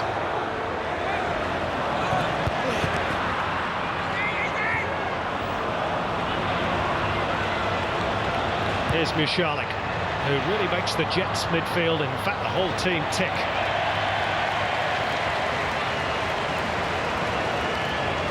Very important player for Gary Van Egmond. One he'd love to keep hold of.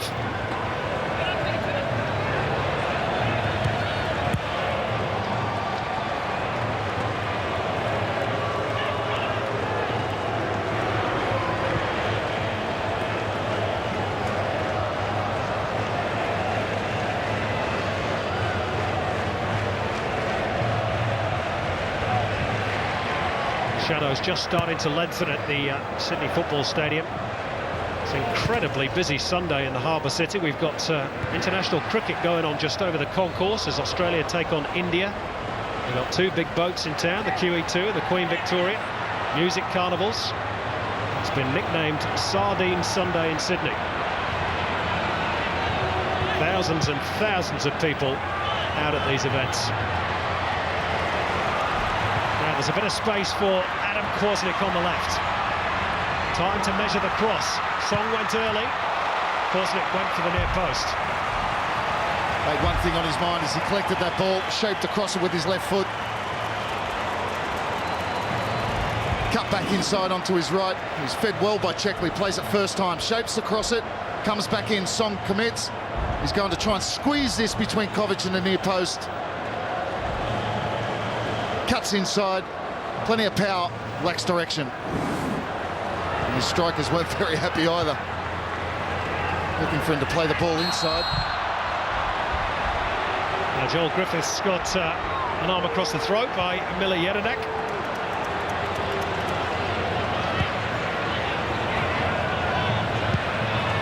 Thompson. They're constantly looking to try and get Song Jin-hyung in behind.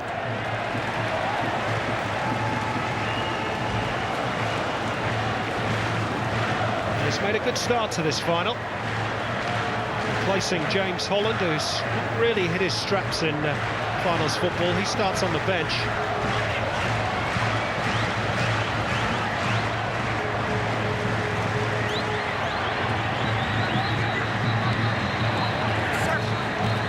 Just about kept in play by Adam Kwasnik. This is John Hutchinson.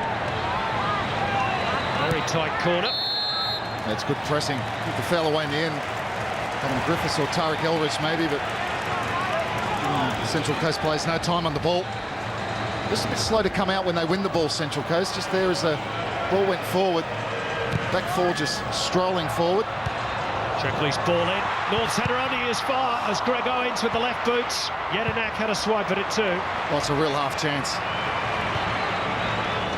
Blocked by Andrew Durante, I think.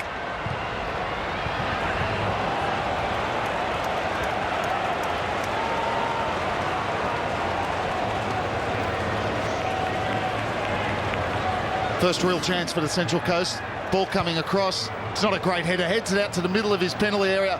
His first touch lets him down. Greg Owens gets stuck between his feet. Really doesn't get the purchase on the shot that he was looking for.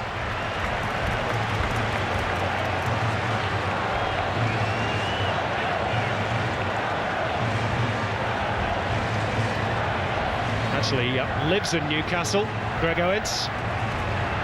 There's one or two players on the park today who've got cross-city allegiances, if you like. Nigel Bogard for the Mariners is also a Newcastle boy.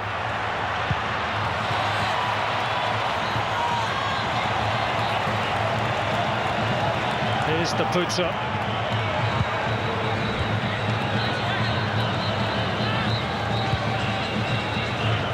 Here's Charlick.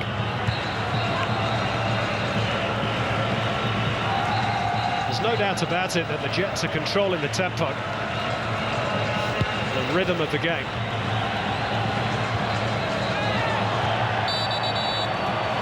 Now it's a foul by Sasha Petrovsky on Thompson. He pulls that up. Mark Shirley can play on. Newcastle had possession. Really, if you're not going to give a card, why stop the game?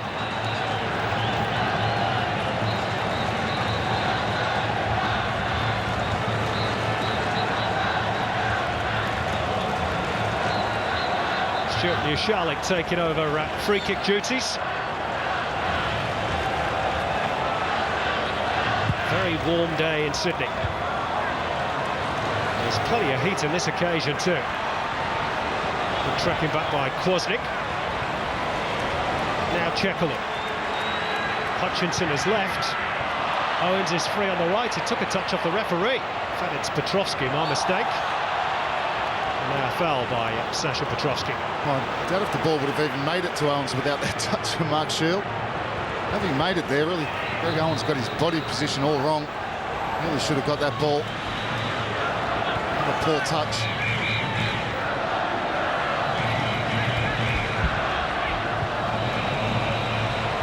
Now, Joel Griffiths. Decent delivery too, and it's behind for another Jets corner. This time off Nigel Bogard. Yeah, good play. Just fashioned a little bit of space for himself, Joel Griffiths. Just stood it up to the back post, and fortunately for him, no one really attacking the ball.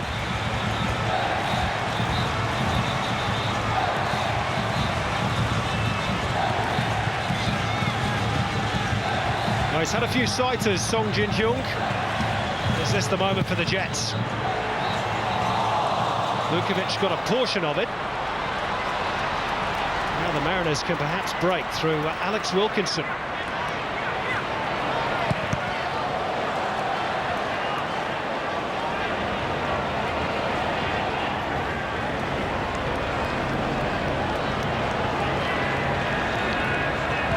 Well, it's so different to the second leg of the major semi-final a couple of weeks ago when the Mariners really imposed their will on the match against the Jets. Good value for their 3-0 victory, which gave them their place in this grand final. Jets had to go the roundabout route through the preliminary final.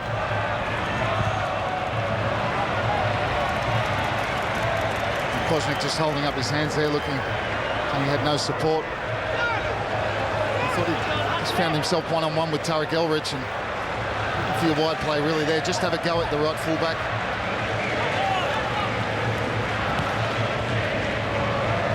Kwasnik. Too deep.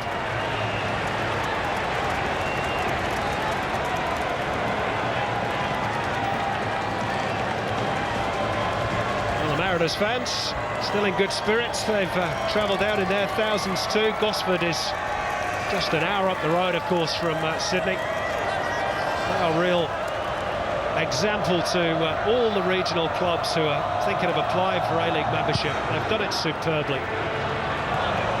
Connected with their community.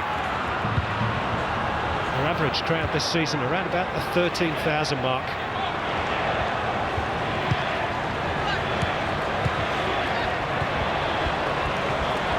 Now, John Hutchinson. That's a better ball for the Mariners. Checkley is moving up in support of Kwasnik. Here is Checkley. That's a poor ball from Adam Kwasnik. Checkley overlapping run. He really didn't play the ball with it the weight it was needed. Vidmar draws the foul.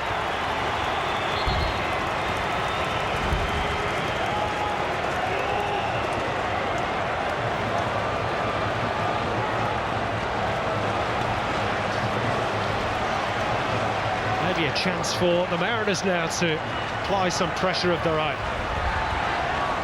Nigel Bogart and Alex Wilkinson, Miller Jedinak, the tall timber has made its way up in support. Greg Owens to deliver. And again, it's not a great delivery. Second bite at the cherry, perhaps, for Owens. Wilkinson's touch. Hutchinson. Oh, that was a late challenge too by Adam Griffiths. It's going to be another card. Adam Griffiths joins his brother Joel in Mark Shields' notebook. Well, there's no doubt there's a foul, but again, I'm just not sure if he's just blown that maybe a little bit early. As John Hutchinson towed that onwards, the ball went out to Alex Wilkinson, who played Petrovski in the penalty box, completely unmarked, with a clear side of goal. The whistle had already gone. But still, 23 metres. Opportunity from the set piece.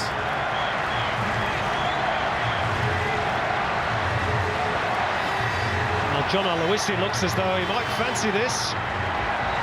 It's not a bad angle for the left footer. He has got a sweet left peg, we know that. Into the wall from Aloisi. And now the Jets could perhaps launch a counter of their own. Joel Griffiths, who's got back to pace. He's got support too. Jade North, perhaps caught in two minds. And the chance is gone for the Jets.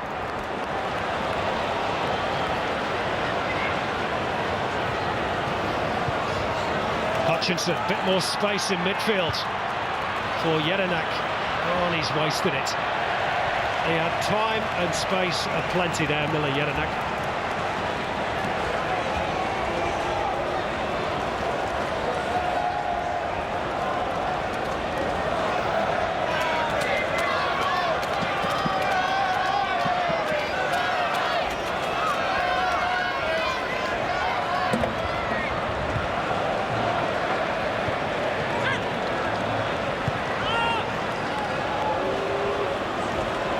Checkley goes all the way back to his goalkeeper. Nani Vukovic and Ante Kovic at either end of the park. Arguably the two top keepers in the Hyundai A-League. I saw a very witty banner earlier on today saying, Ante Kovic, you're only half of Vukovic. Which is technically correct, of course. This is Kwasnik. Well, it's better from Adam Kwasnik. Maybe just a touch too long. Johnny Aloisi looked as if he was going to jump for the header and then really let it go and look behind him.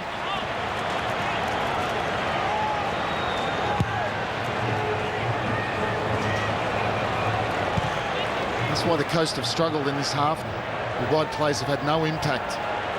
With little impact. Kwasnik on the left, Greg Owens on the right. Tarek Elrich had made his way forward. Ball didn't arrive.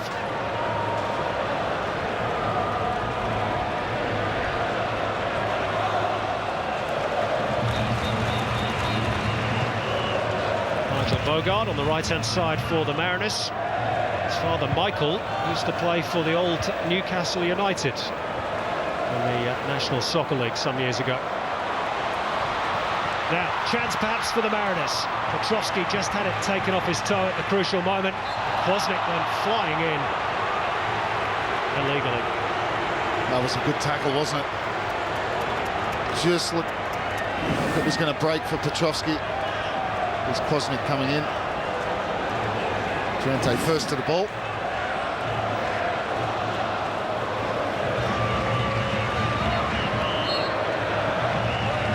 Andy Durante is another one of those whose future is a little uncertain. Had an offer from the Wellington Phoenix for next year, which he is considering.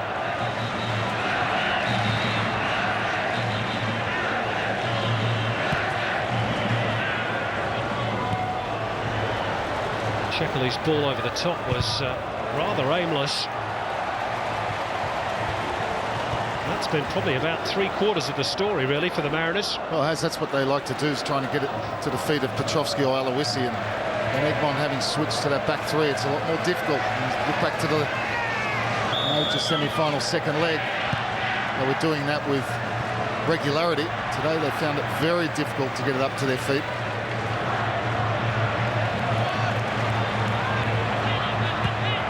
They have had a better period in the last 10 minutes or so. Charlotte twisting and turning away from trouble. Now Thompson is offside.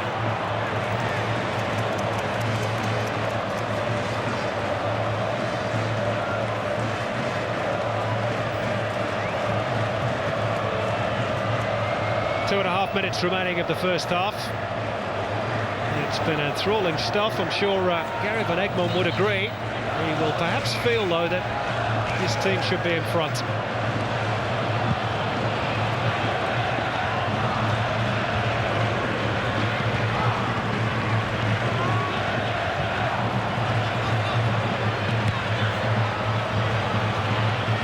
Wilkinson, real up and under. Well controlled by Kwasnik. Jedinak. Now Alex Wilkinson joining in. Petrovski. Ricocheted towards Aloisi. And Charlotte won the header. That's so tight in there, too narrow from Central Coast. This is where the Jets are dangerous. Bridge holds it up well. Links up with Joel Griffiths. Took a touch off Tony Vidmar, though.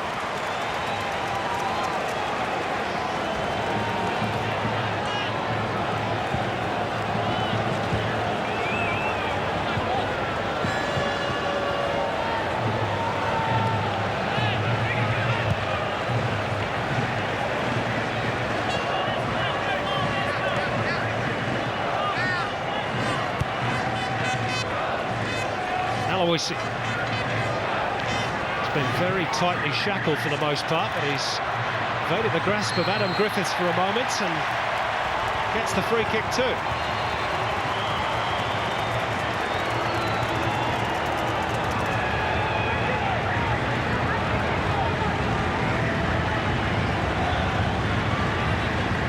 Set piece has been taken short. Kwasnik chips it in.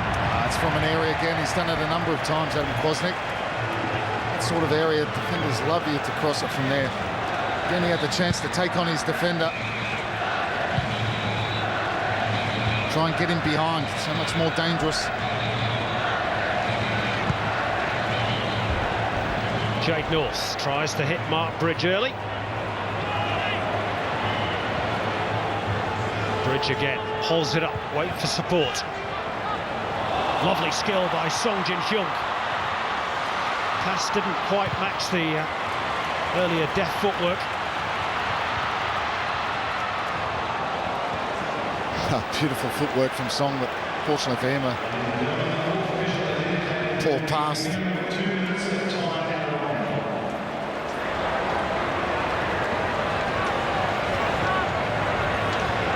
Minimum of 2 additional minutes to be added on at the end of the first half. And I dare say it's probably Laurie McKenna and the Mariners who will have more regrouping to do than the Jets.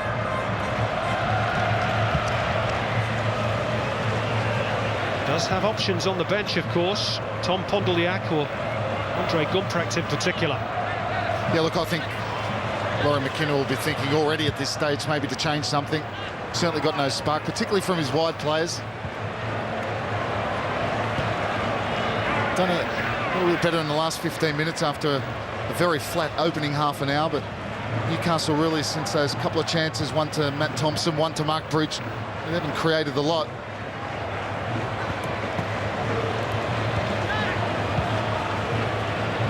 And someone like Tommy Pondliak does play very well in that wide right position. Gumprecht as well, obviously an option. Now Thompson just darting in behind Wilkinson. Song Jin-hyung, right idea. Oh, he's unlucky. Good little run from Matt Thompson. Good vision from Song. Seems to be getting better with every game, the Korean. That's just the final pass, isn't it? It's a beautiful technique. That time he was very unlucky.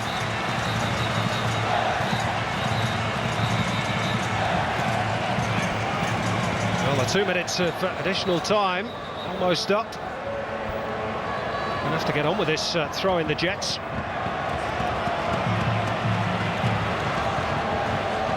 Bridge goes long. Nigel Bogart to tidy up. And that'll do for the first half, says Mark Shields. Well, it's been good entertainment. Song Jin-hyung's had a good first 45. The Mariners supporters won't quite be as happy as their Jets counterparts. Newcastle have had two half-decent chances. Matt Thompson over the top, Mark Bridge firing wide. Adam Kwasnik has hit the side netting for the Mariners, but at the break in the grand final, it's the Central Coast Mariners 0 and Newcastle Jets 0.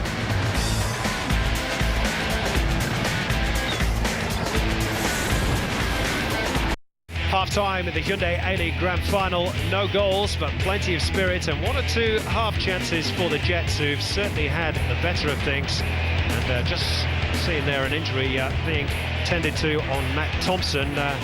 Probably fewer smiles in the Mariners quarters.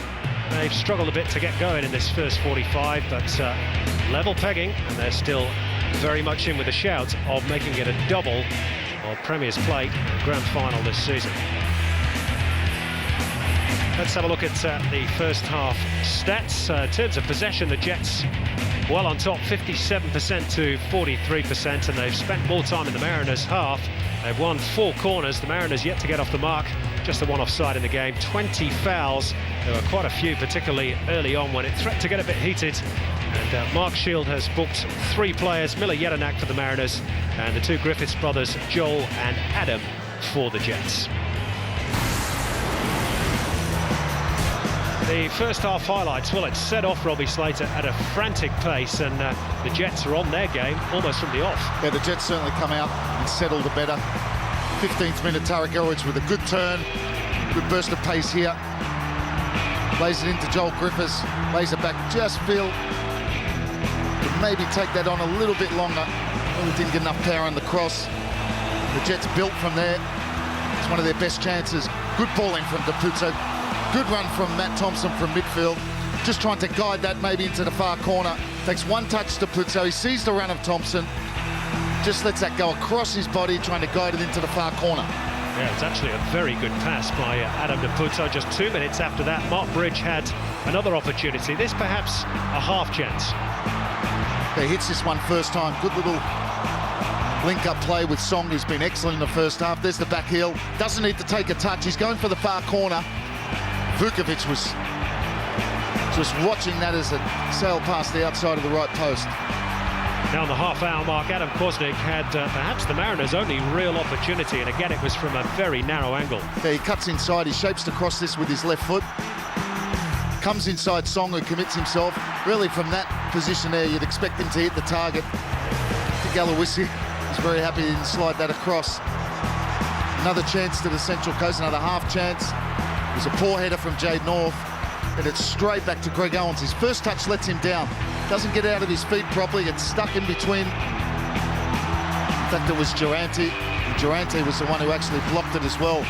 Sony's strike speed. And the strike from Greg Owens as it leaves the boot 101 Ks, and the block, as it was blocked, it was 86. The half-time attack stats. Mariners have, well, had 5 shots on goal. I'm struggling to remember what the other ones were. The Jets just 3. The second stat probably gives you a truer indication of how the game has gone. 13 times the Jets have been inside the Mariners' penalty area.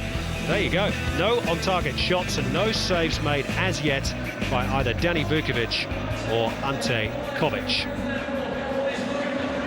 Well, the big crowd at the Sydney Football Stadium really enjoying the big occasion. The F3 has been almost at a standstill this morning as those clad in yellow and gold have made it a real cup final atmosphere, and hopefully we'll have a few goals to go with it in the second half. Now, plenty more football coming your way here on Fox Sports this week. Don't forget our weekly highlight show. Highlights of the grand final, of course, tomorrow at 7 o'clock Eastern. That's on Fox Sports 1. And then on Wednesday, March the 12th, match day 1 of the AFC Asian Champions League. 7 o'clock Eastern, our coverage starts again on Fox Sports 1. Follow the progress of both Melbourne Victory and Adelaide United in the region's premier club competition. And then another date for your diary, Wednesday, March the 26th, 4 o'clock Eastern on Fox Sports 3 this time. The Socceroos continue their quest to reach the World Cup in South Africa 2010 with a very tricky away trip to China. That's all live and exclusive here on Fox. So continues to have work done on that right thigh. Looks as though he might have picked up a bit of a cork. He's had the best chance of either side so far in this grand final. Hopefully there's more to come in the second half, which is just a few minutes away. Don't go away.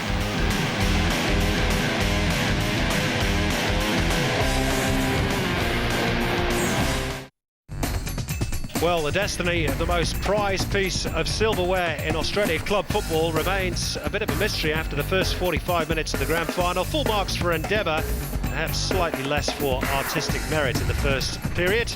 Neither team has yet been able to seize the initiative, but the Jets have certainly had the better of things so far. I wonder what the Mariners coach Laurie McKenna has made of it all. He's talking now with Mel McLaughlin. Laurie, you made a slow start, but it's still 0-0. Do you think it was a bit of nerves? I don't know, a wee bit of nerves. We knew Newcastle would come at us. Obviously, they've had the 220 minutes, and they were wanting to try and kill us off early, and we hung in the first 20-25. We've still not played that well, but we've created a few chances and we felt as though the game turned a little bit, so we're reasonably happy where we are, but we need to get, when the Jets lose possession, Adam Kwasniok and Greg Owens have to push their wide guys back because they've changed the way they're playing, and we need to take advantage of the space in behind, and we're just sitting a wee bit too deep there, so we'll try and get a bit wider earlier and try and keep the ball a bit better. So any planned changes? We'll give it 10-15 minutes, and we've got Gumprek, we've got Ponliak, and we've got Matty Simon attacking wise to come on, so we've got a few options. All right, thanks a lot, Laurie. Thank you, cheers. Gary, you made a great start to the first half, but frustrating not to have scored a goal yet? Yeah, no, we've just spoken about that, the fact that, we've obviously done very well in the first half, but we've got nothing to show for it. So, we don't want to be a situation tomorrow where we read the paper and the Jets played some wonderful football and deservedly won, but lost 1-0 against the set piece. So we've spoken about that, made sure we come up with the same mindset as we did at the beginning of the game, and we'll go from there. So what was the half-time message to get that killer punch? Yeah, just some real killer punch in that last third, and ensure that we still are patient, but making sure that we actually get something for our possession and our good play. All right, thanks a lot, Gary. Thank you. Yeah, pretty fair assessment, I thought, by both coaches. There's the big Newcastle flag, 250 square metres of cloth, and a lot of man and woman hours went into making that up in the Hunter this week. Well done to all the squadron. Neither team has made a change at the break, so it's as you were for the moment, and we're all set for go in the second 45. Mariners kicking us off, kicking from left to right, and you fancy Robbie Slater that perhaps they can't play as poorly again as they did in that first period. They were really second best. Yeah, they improved a little bit towards the end of the first half, but certainly second best in respect to the whole half. Gary Van Egmond, in spite of that possession from the Jets and them having a couple of good chances, really a lack of quality in that final third.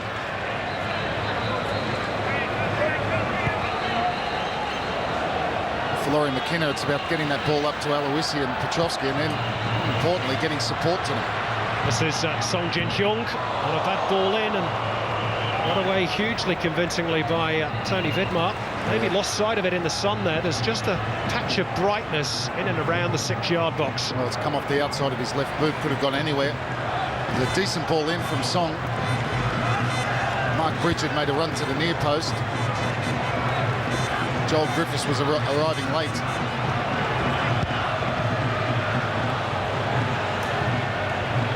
This is Kwasnik.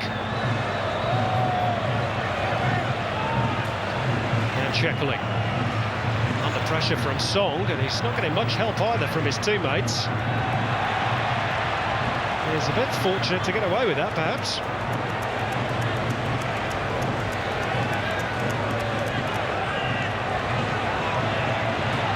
He's allowed to go forward some 40-50 metres, miscontrolled by Hutchinson. We should say that the pitch isn't the best in places. There were rugby league trial games played here last night. It's a bit patchy. Owen's ball in for the Mariners. Durante lost sight of it. And Kwasnik into row C of the Jets supporters. They just sat there nicely for him. Little half chance for Central Coast. And this time it was a good ball into the box from Greg Owens. The ball wasn't really dealt with. He hits that in the half volley. No conviction whatsoever. Leaning back. From there's only one result. 6 goals this season, Adam Kwasnik, including, of course, the opener against the Jets. Major semi-final, second leg.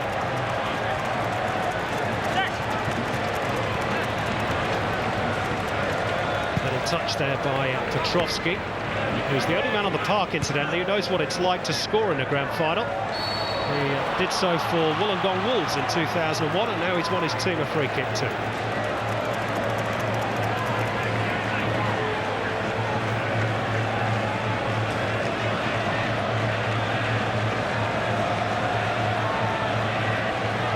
John Hutchinson to take. Jets left Jedinak all alone. North couldn't get there, Durante did.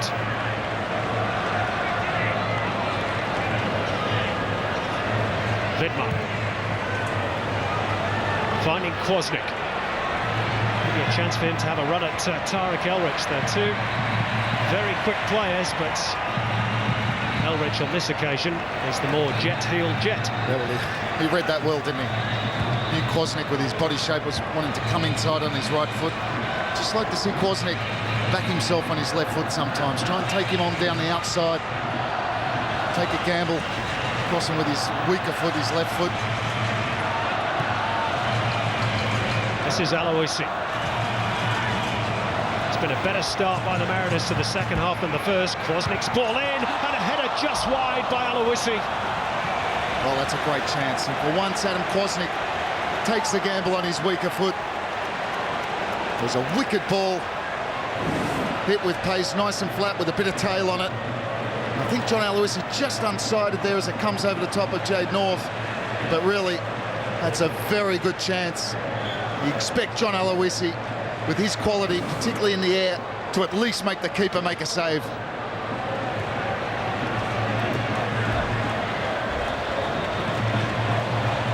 There's the second half possession stats. Okay, we've only been playing 4.5 minutes, but it's certainly been a lot brighter from the Mariners. Well, they've pushed higher up the park.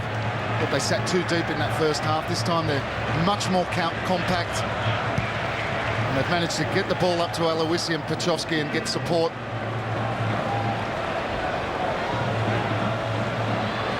Adam Griffiths, owner of the most famous headband in the Hunter, now that Milton Rodriguez has departed. His brother Joel sets Mark Bridge away. Support from Depuzzo inside.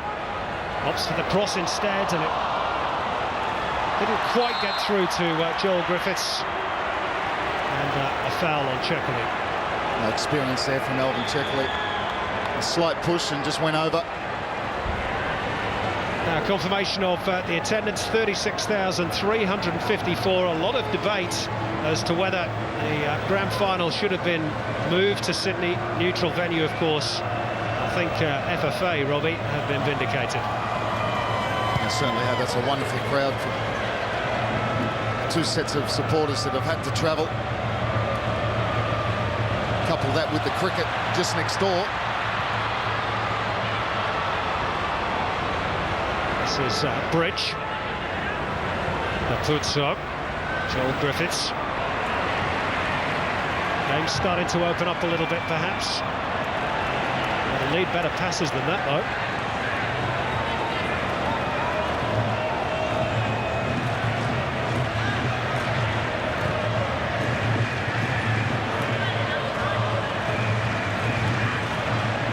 Tarek Elrich. Joel Griffiths, he really is the man to unlock the door for the Jets, and he slips it through for Elrich. Off the toe by Tony Vidmar, important challenge. Yeah, it's a good little pass there from Joel Griffiths, good vision. Tarek Elrich very close to squeezing between Checkley and Tony Vidmar, just getting a toe in.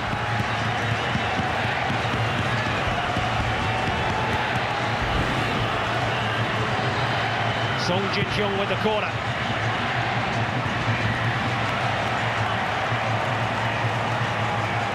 Well, this one he takes with his left foot. Song really just overhitting it. Just hasn't sorted it out from the set pieces, Song. A little off key with the delivery, you could say.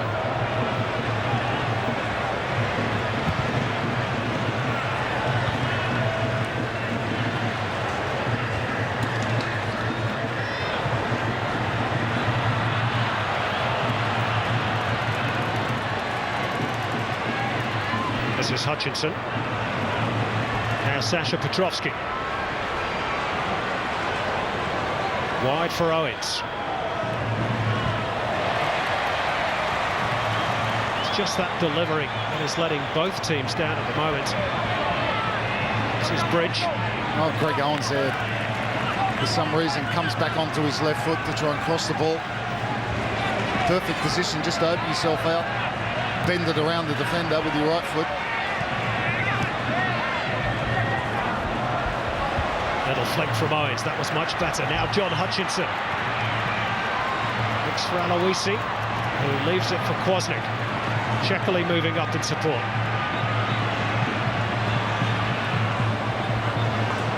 Looking for Aloisi, but again it's too deep. Well, John Aloisi has played in the top 3 leagues in Europe, in England and Spain and Italy, and I think he's probably used to a bit better service than he's getting today.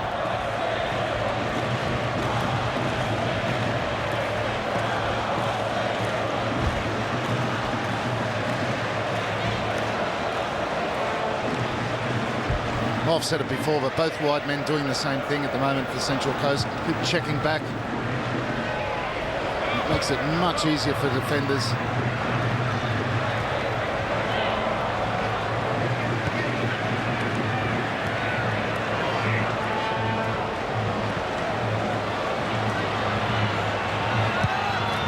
Griffiths looking for Song. Good interception by Checkley. I think it's fair to say that the game hasn't really hit the heights as yet.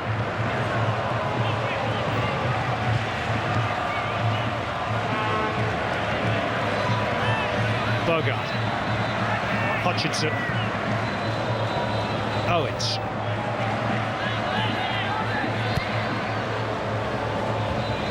Aloisi's touch. Owens had moved infield.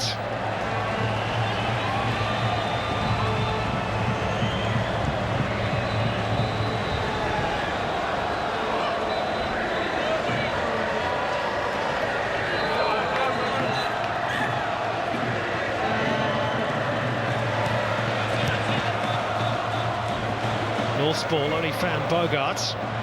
Jelinek was square of Aloisi. Picked up by Checkley. Mariners seen a lot more of the ball. Vidmar tries to float one over the top. Kwasnik was offside in any case.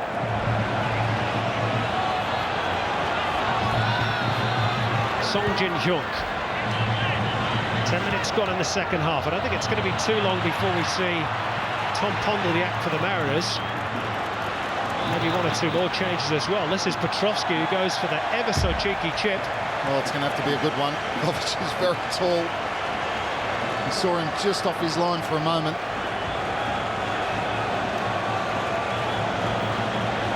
The Coast have certainly dominated possession-wise this second half period.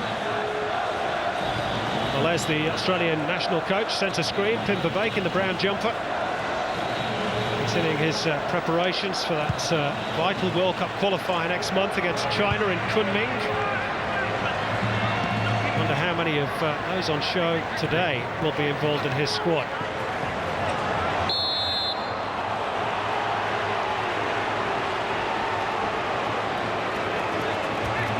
Foul by Nigel Bogart.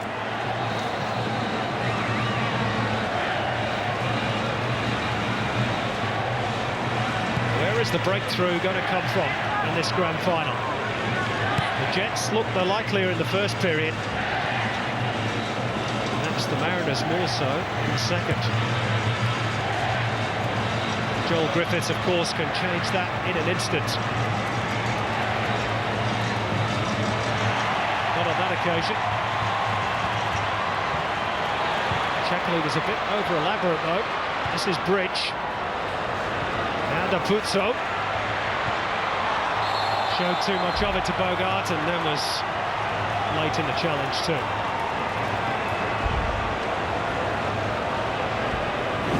Yeah, poor touch. And commits the foul.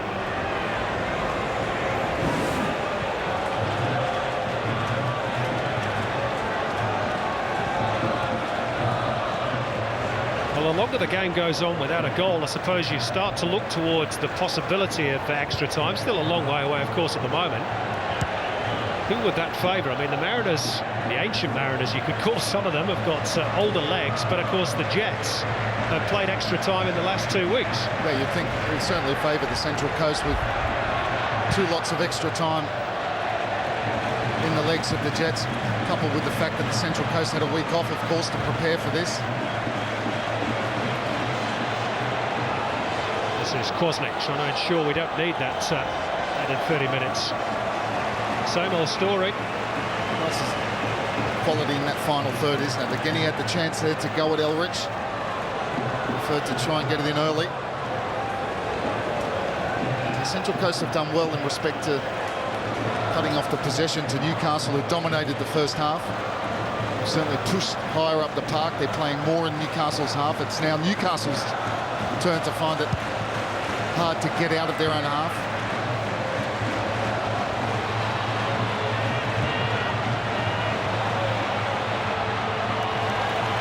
Good tracking back by Adam Griffiths. He's been a real standout for the Jets this season. Good acquisition by the club. As soon as I say that, of course, he puts in a poor pass. This is Durante. Mishalik. Good touch by Bridge. Thompson peels left. Here's Deputo in space. It took a touch. It'll be a corner, surely. Yes. Yeah, took a touch off Alex Wilkinson. Not sure if it was going in anyway. They opened it up well. Found himself in a lot of space. Decent first touch, but it's desperate defending from Alex Wilkinson. He's never scored for the Jets, Adam Deputo, his 30th match today, much like Tarek Elrich last weekend, but he has got his team a corner. Song's delivery doesn't get past first base again. Retrieved by Mushalik. Jade North. Back to Mushalik. There's Andy Durante. He's a centre-back, remember. Easily cut out by Bogart. Now Song. Durante wasn't looking.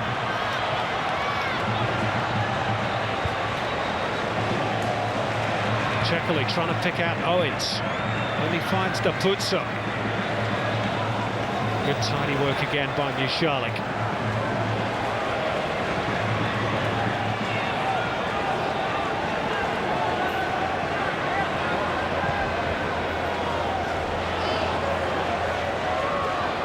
course, we mentioned the possibility of Tom Pondyljack on the Mariners bench. Robbie, there's also a bit of creative flair on the Jets bench too, in Denny and James Hollands. Should Gary Van Egmond decide to go down that route. That's just a poor pass from Jednak. Had a simple pass out to Kwasnik and completely overheaded them. Both teams guilty at the moment of really giving away possession.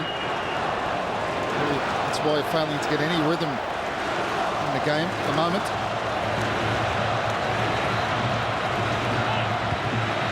Well, it hasn't spoiled the atmosphere, that's for sure. There is Tom Pondyljack with the red bib, just going through some warming up exercises.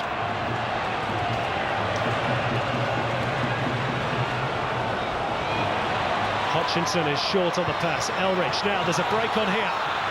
Song Jin Hyung. Can he keep it in play? He does. Bridge. Thompson and Joel Griffiths waiting in the middle. And Vukovic was a bit unsure as to whether to come for it or not. Chekley helped him out.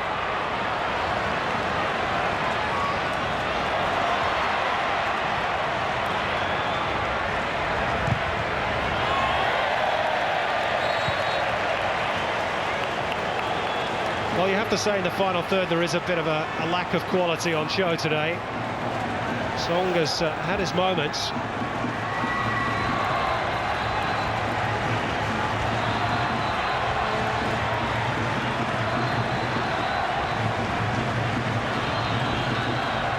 This is the man that the Jets are surely looking towards to provide the spark. Joel Griffiths has just played in a lot deeper role and failed to have the impact he normally does. Thompson's ball, Jade North, like Durante, venturing forward. Perhaps they're saying if the strikers aren't going to do it, we will. Thompson loses out. Now Hutchinson. The Jets have committed a lot of men forward. The Mariners, in turn, are slow to get up and support.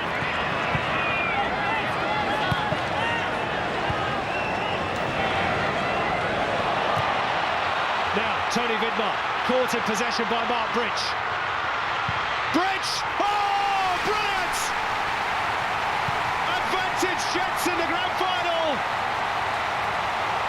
And close to the Sydney Harbour, it just had to be Bridge who got the first goal. What a goal! What a strike! What a moment for the Jets. Well, it's a mistake on the halfway line from Tony Vidmar of all people, but he still had a lot to do. Here's the turn from Vidmar, loses the ball, takes his eye off it. Bridge has got one thing on his mind, he's going towards goal, he draws the defender, who's backing away. And what about that for a finish? Gets his head up. Wilkinson backing away, and he bends that one into the far corner. That is a wonderful finish from Mark Bridge, but it takes a mistake from Tony Vidmar to give him the chance, but he still had a lot to do, and didn't he do it well? Well, Danny Vukovic and Mark Bridge are best friends off the football field. But his best pal has just stuck one past him. Well, listen to the noise around the SFS from those who've come dressed in gold. Less than half an hour away as Bogard goes for goal for the Mariners from securing what would be a first ever championship. Well, it's no surprise that the goal comes from a mistake. It's been a mistake-riddled second half. Players giving away the ball, but fortunately for Tony Vidmar, he's given it away in the worst possible area. Didn't Mark Bridge make him pay?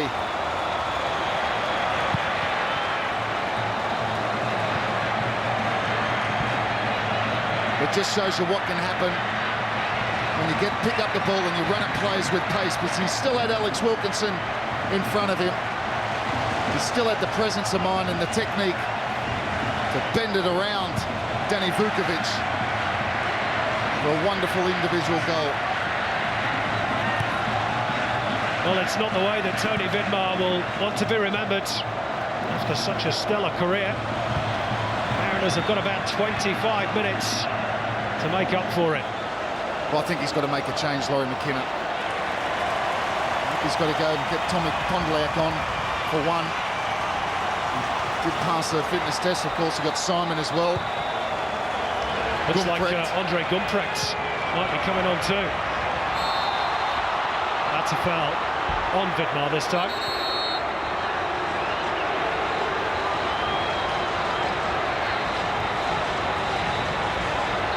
That's once, says Mark Shield to Mark Bridge. Don't give me the chance, second time of putting you into the book.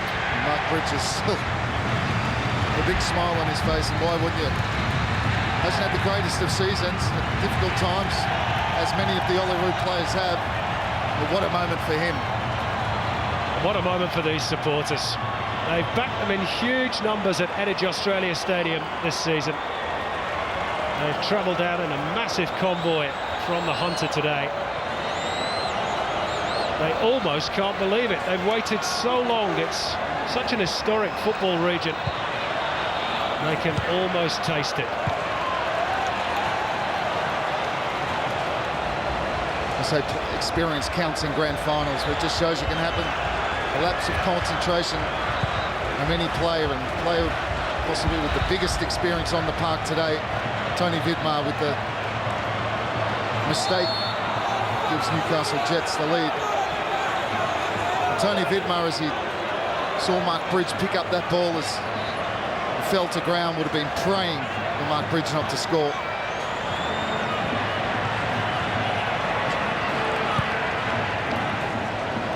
Double change is imminent for the Mariners. Here's one of the men who's going to be replaced, Greg Owens. Adam Kwasnick, we're told, is going to be the other one to be dragged, which is perhaps to be expected. This is Bogart. Well, that's optimistic, I think you can call it, from Greg Owens. No, it's quite simple. Quite simply, the wrong option from there. He's a long way out. His body position was never in place to hit that ball. And to be honest, Greg Owens hasn't had a happy afternoon. Well, for the second grand final in a row, you're right, Robbie, it's not a happy occasion for Greg Owens. He's going to be replaced by Andre Gumprecht. And Adam Kwasnick will make way for Tom Pondliak. And they're good changes by Laurie McKenna. Experienced players. Well, it shows you also that he just hasn't been happy with the contribution from his wide men today. It's such an important part of their game, an integral part. They like to get the ball up front and get it wide as quick as possible, because if you're going to have Aloisi and Petrovski, they're penalty box players. You have to give them service, and they just haven't got that today. Pondliak's gone over to the left-hand side, Gumprecht on the right-hand side. Appeals for a foul by Matt Thompson, not heeded by Mark Shields. Let's have another look at the goal. It was a quality finish by Mark Bridge. We'll look at that in a moment.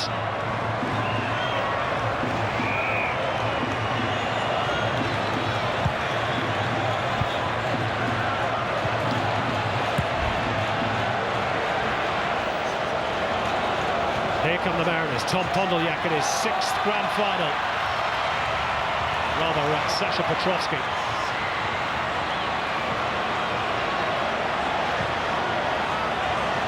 Good call by the goalkeeper, Kovic. It's hell for leather at the moment. Hutchinson trying to go through the middle. Good solid challenge from Jade North, no question of a foul.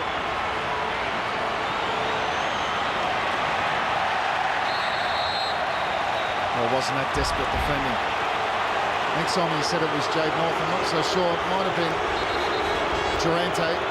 One of Bridge down with cramp.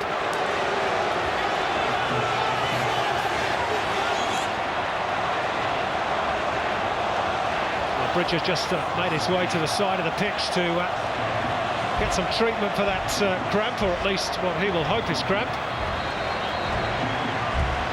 20 minutes to go. Mariners perhaps about to mount a charge to get back into this grand final. Gumprecht's ball continues the run. Trapped by Thompson. Kovic couldn't handle.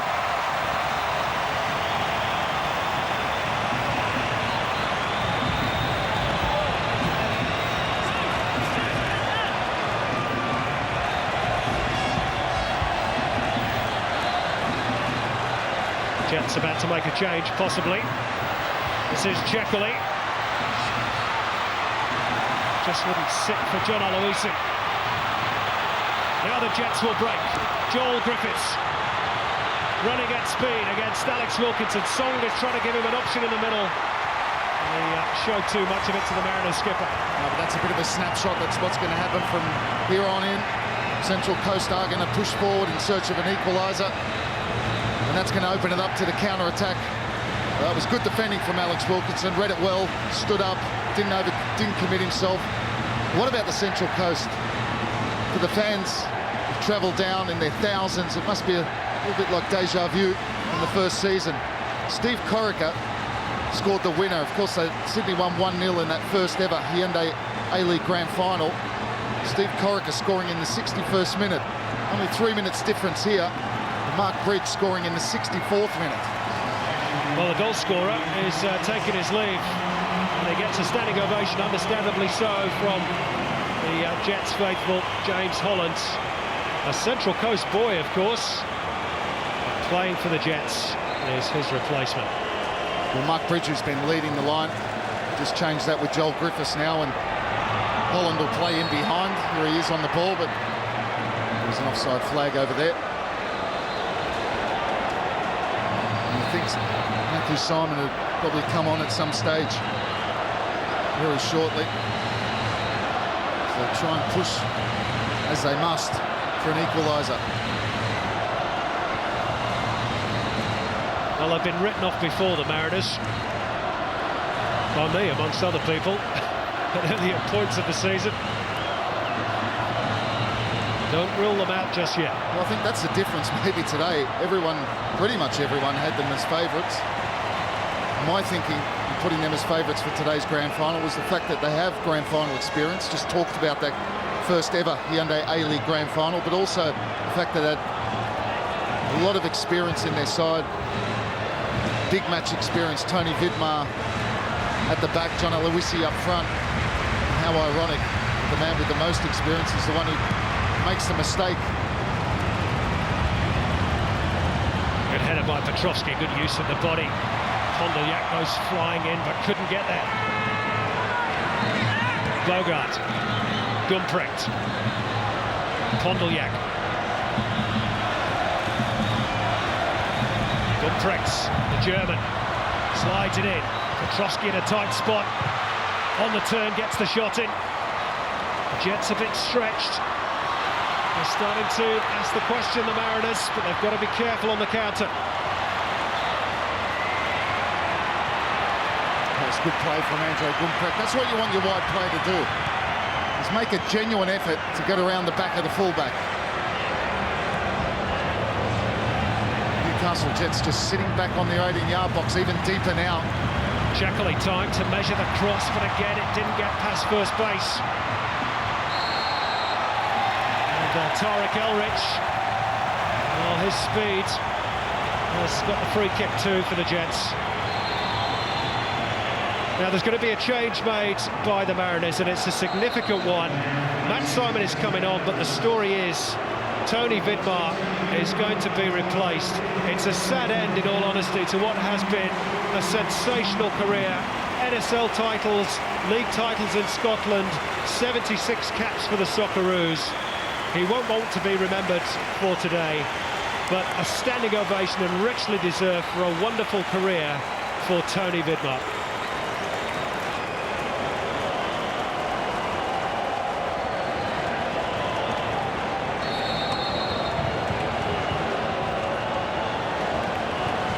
While we digest that, the Jets are going to make a change of their own. Matt Thompson is going to be substituted in favour of Jason Hoffman.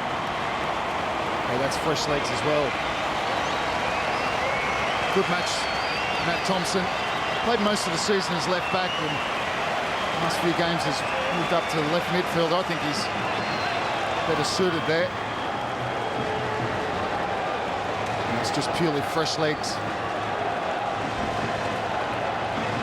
The coast now with a three-pronged attack. Aloisi, Simon. Petrovski's probably just dropped in behind those two. He's played all his cards now, Laurie McKenna. Yep, the Jets have one left. Should it go to extra time? Song is offside here. Ooh, must be close. Must be close. It was a great run. It just ran off the shoulder of Alvin Chekali. He might have just gone a little bit too early. As the ball is played, it's right. Yep. Very close, but right. If he just held his run a fraction of a second earlier, the referee's assistant gets a right. And a crucial call. Matt Simon's aerial ability will cause the Jets a new problem. He's a real handful.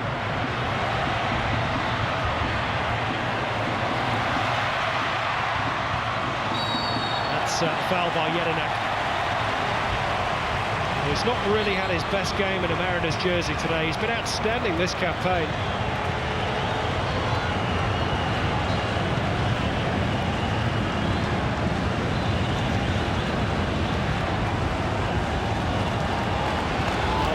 With heavy strapping to the right thigh. Of course, that was the area that was causing Matt Thompson a problem too.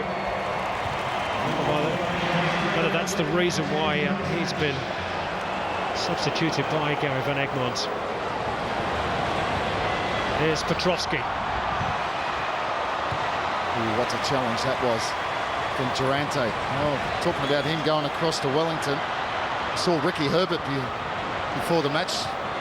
He's Wellington Phoenix coach. That ball's just got a bit too much on it from Song. And he'd be very impressed with what he's seen from Durante. And I'm sure the Newcastle fans and Gary Van Egmond might rethink about allowing him to leave. Simon's touch. Petrovski. Jedinak. Simon! Well, he's done the right thing. He's swiveled on it, he's gone low and hard across the keeper, but he's just dragged it too wide. Certainly the right idea. Ball just missed there from Michalek. He swivels on this. Kovac has got his arms outstretched, knowing it going wide, but it wasn't a long way away. He's never scored for the Mariners, Matt Simon. Would be a very opportune moment.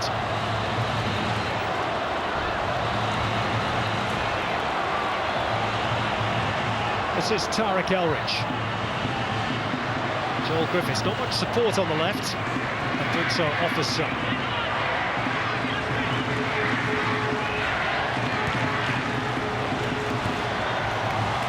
Solid challenge by Bogart. Still the Jets come away with it. Hoffman's touch.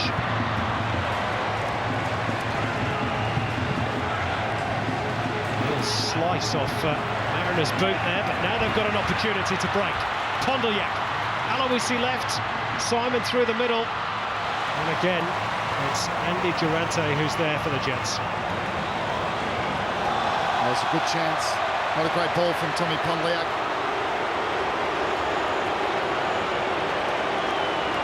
Simon had made a run from outside to inside. Gary Van Egmond not happy. He's on his defenders to push out, not sit too deep.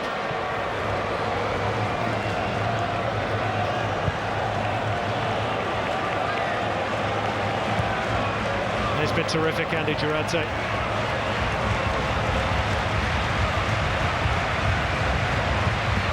We're into the final 10 minutes of normal time.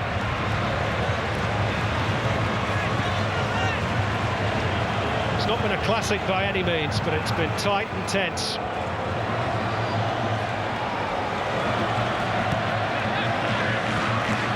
I fancy it's going to go right down to the wire. Hoffman.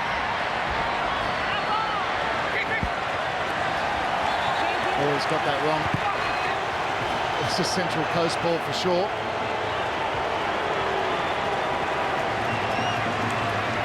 Not got too much wrong tonight, Mark Shield.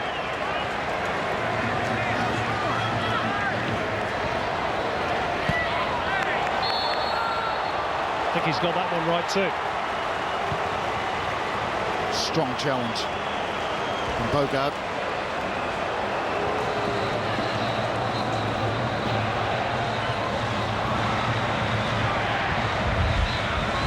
This is Song. Hoffman. That's pickpocketed by Bogart. Hutchinson likewise by Mushalik. Now Holland. Little back heel. Joel Griffiths trying to get in behind, but well, I tell you what, they play plenty of rugby league at this venue, and I think that was more akin to a set of 6. It was, but what a shame. I think it was James Holland didn't see the run of Tarek Elrach on the right-hand side. It was bursting into the box. This is the end result. Joel Griffiths and Alvin Checkley.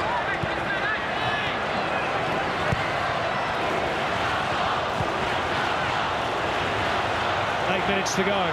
Cries of Newcastle from the Jets faithful. Jedinak with the shots. Didn't get hold of it. No. Very little back lift. I think it took a slight deflection as well. There's some afters between Durante and Matt Simon. Tempers were bound to flare, I suppose, at some stage. I think he's handled that well as well. Mark Shield. After Simon and Kovic, Durante gets involved. Will they breed him tough up the freeway? Don't forget, this is probably the only true derby in the A-League. Newcastle and Central Coast. Quite amazing, really, when you think every other team from the big cities, these two have arrived here on the big day. So there's a lot of feeling, pride at stake.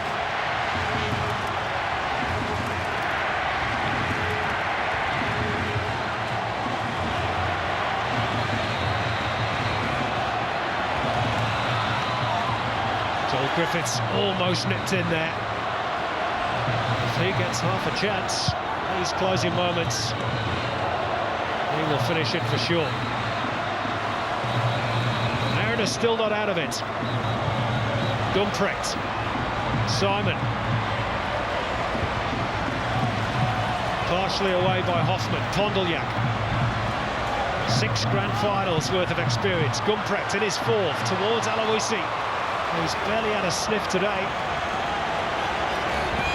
Likewise Petrovsky, who retrieves it.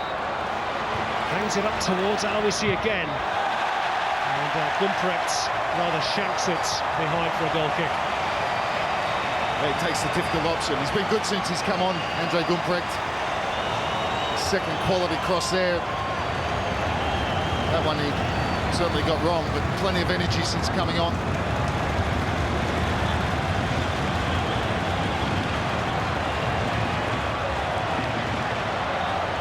There's a problem with Durante. He'll no doubt try and soldier on. The score stays the same. Great story for Andrew Durante as well. Came back from a horrific injury. Well, it was one of those injuries which really ignited this local rivalry. Tackled by Nicky Merger on him, which broke his leg back in 2005, and there's not been too much love lost between the two since.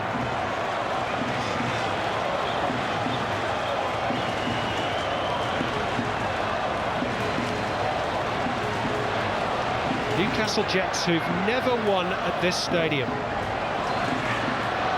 6 previous visits.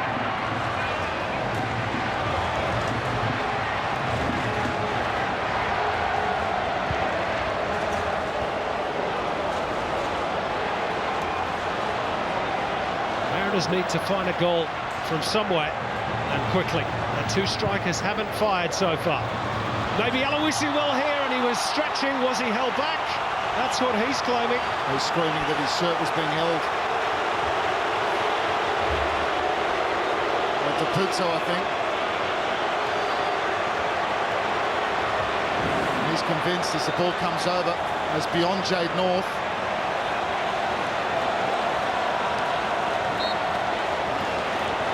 This is the best angle. I don't think so.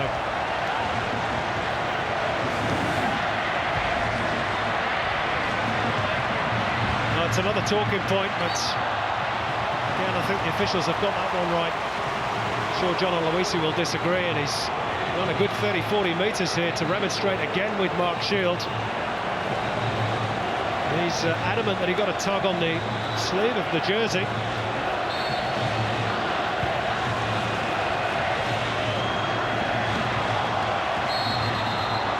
Was a handball. Mariners too keen to get on with things. It's very, very tense out there.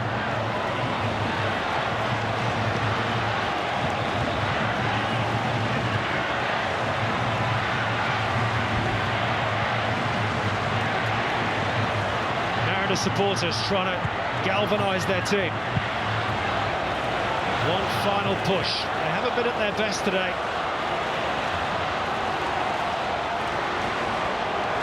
Neither have Newcastle, if truth be told. It may be that what they have done is going to be good enough. Here's Tarek Elridge. Second goal here would seal it for sure. Plenty of support too. Delays and delays. Here's Song. And straight at the goalkeeper by James Holland.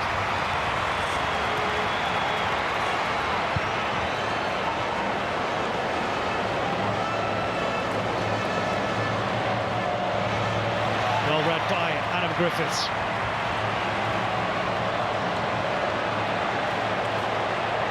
Shade over 2 minutes to go, and Robbie, I should ask you who you're fancying for the winner of the Joe Marston Medal, the best on ground. Oh, it's a hard pick, isn't it? Because no one's really stood out. Probably defenders.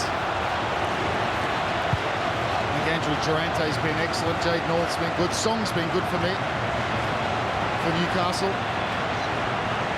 Really, Central Coast, by and large, have been disappointing. Their recent form.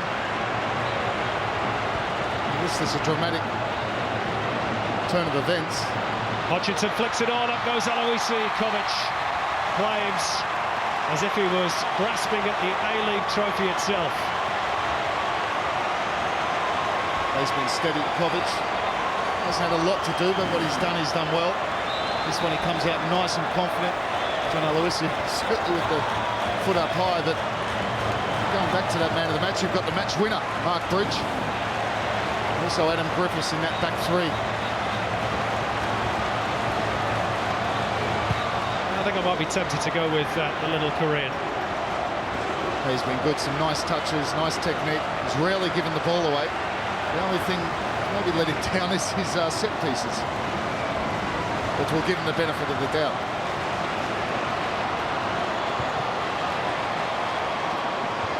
Approaching the final 30 seconds of normal time in the 2008 Grand Final. There's going to be 3 additional minutes, we're told. And they're going to be agonising moments for all those in yellow and in gold. Nigel Bogard picks up a yellow card.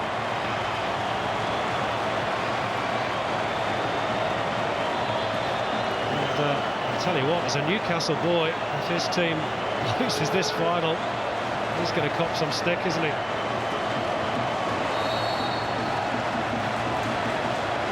Gary Van Egmond might be about to run the clock down a bit further by introducing Denny.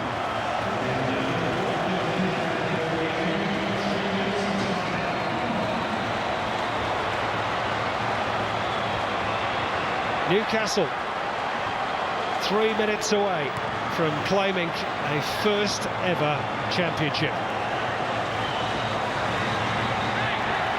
They've waited for years possibly for this moment. Here's Joel Griffiths. Skips away from one challenge. Elrich in support. Griffiths wants to go on his own, and he's eventually done too much.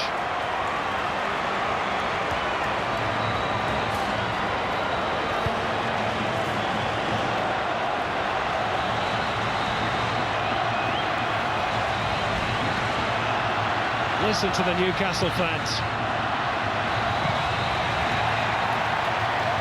Every clearance, every pass is being cheered by those in gold. And these are indeed golden moments for all of them. Free kick, Mariners.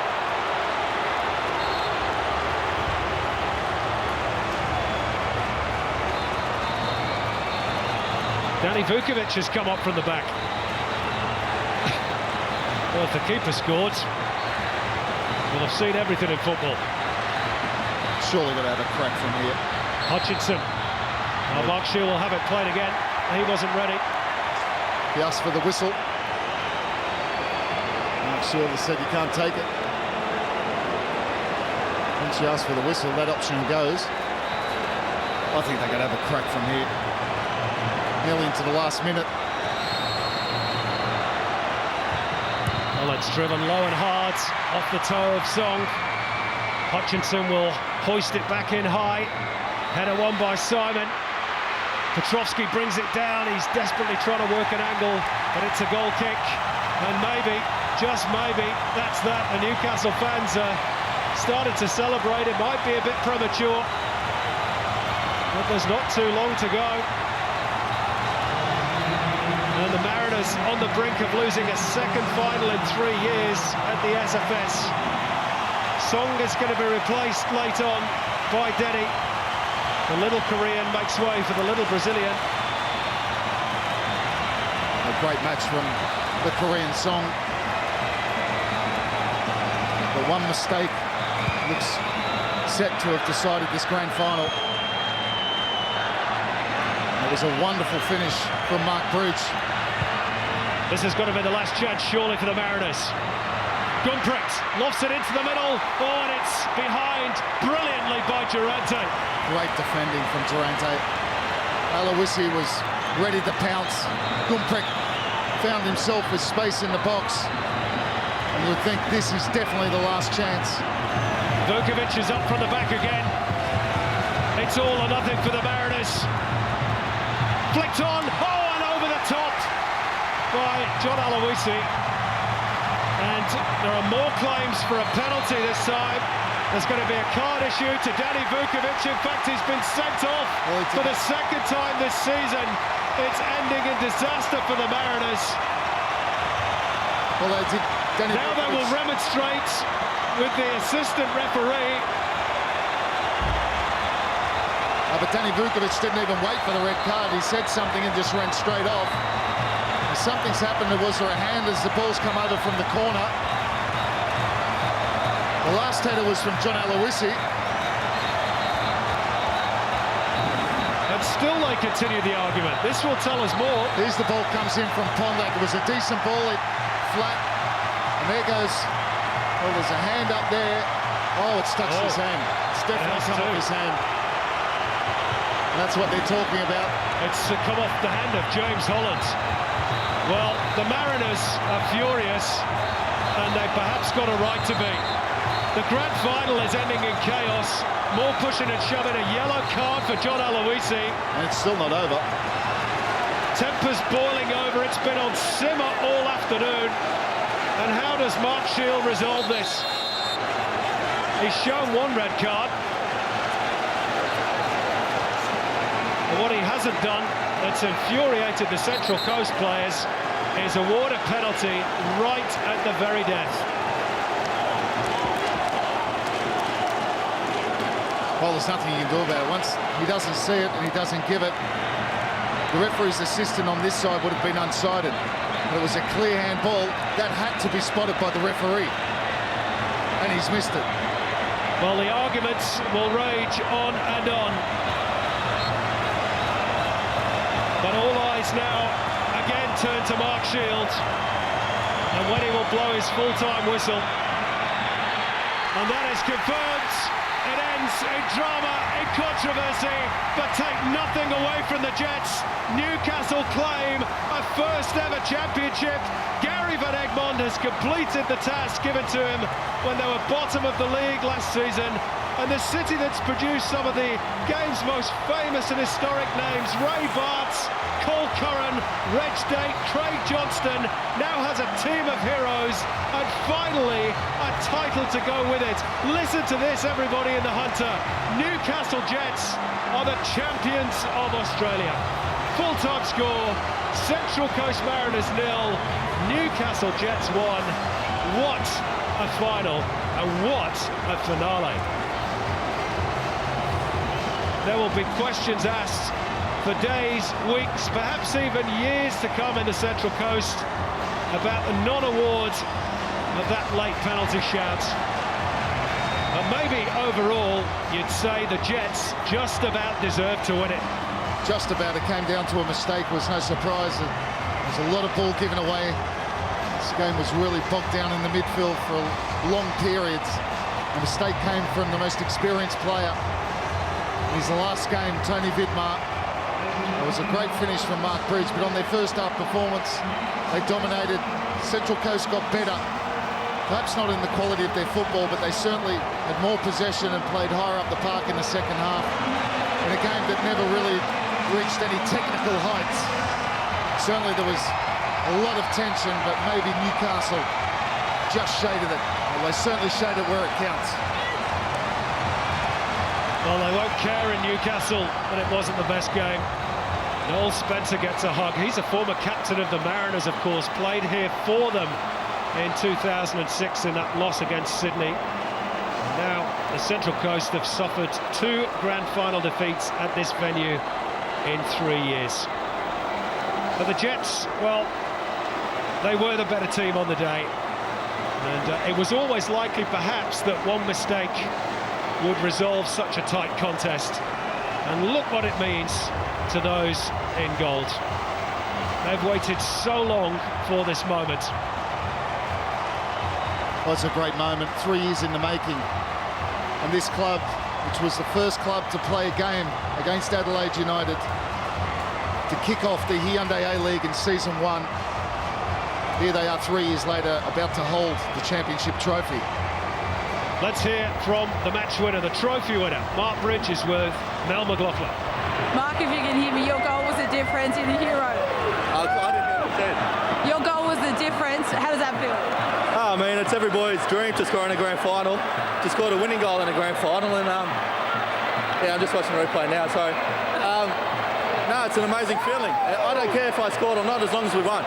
It's an amazing season for you boys, the youngest team in the league as well.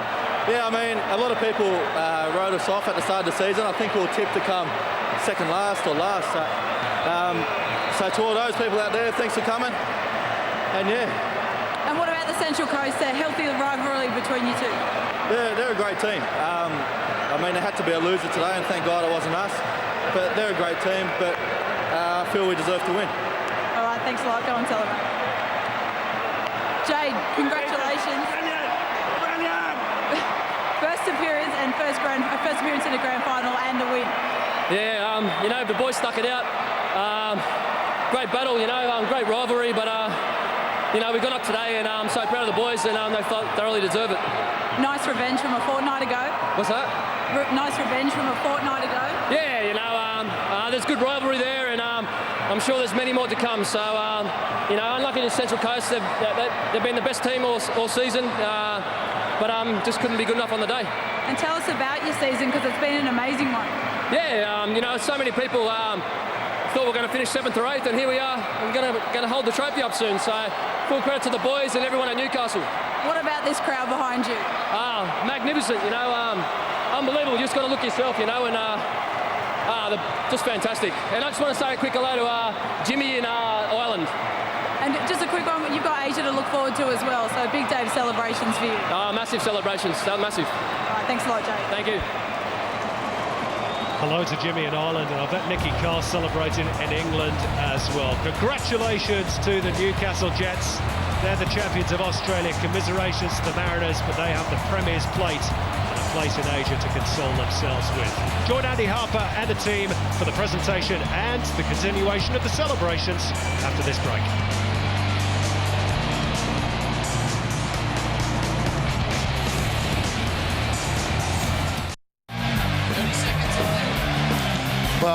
in a game that never really rose to any particular heights. That moment from Mark Bridge to settle the difference in the championship game was a piece of significant brilliance from the young Socceroo, the Olyroos, and now we wait to see if he's on his way out of Newcastle and into the clutches of Sydney FC. Tommy Pondeljac, the most experienced grand finalist, brewing the missed opportunities for his team, and the celebrations for Newcastle, which conjures up all sorts of thoughts for the Adamstown Rosebuds, the Minmi Rangers and the West Wallsend Bluebells, responsible for the heritage of football in the Hunter. And look at those fans.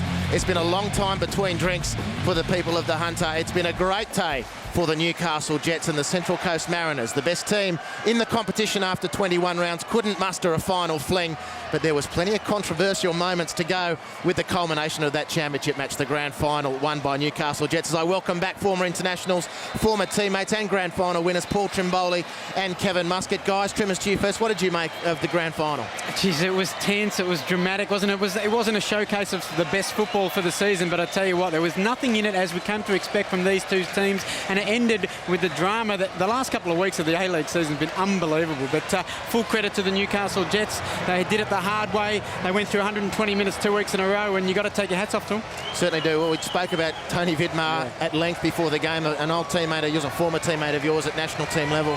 Kevin, games like this often swing on the barest of margins, and a mistake was what swung it for Newcastle. Unfortunately, it was Tony Vidmar who coughed up possession.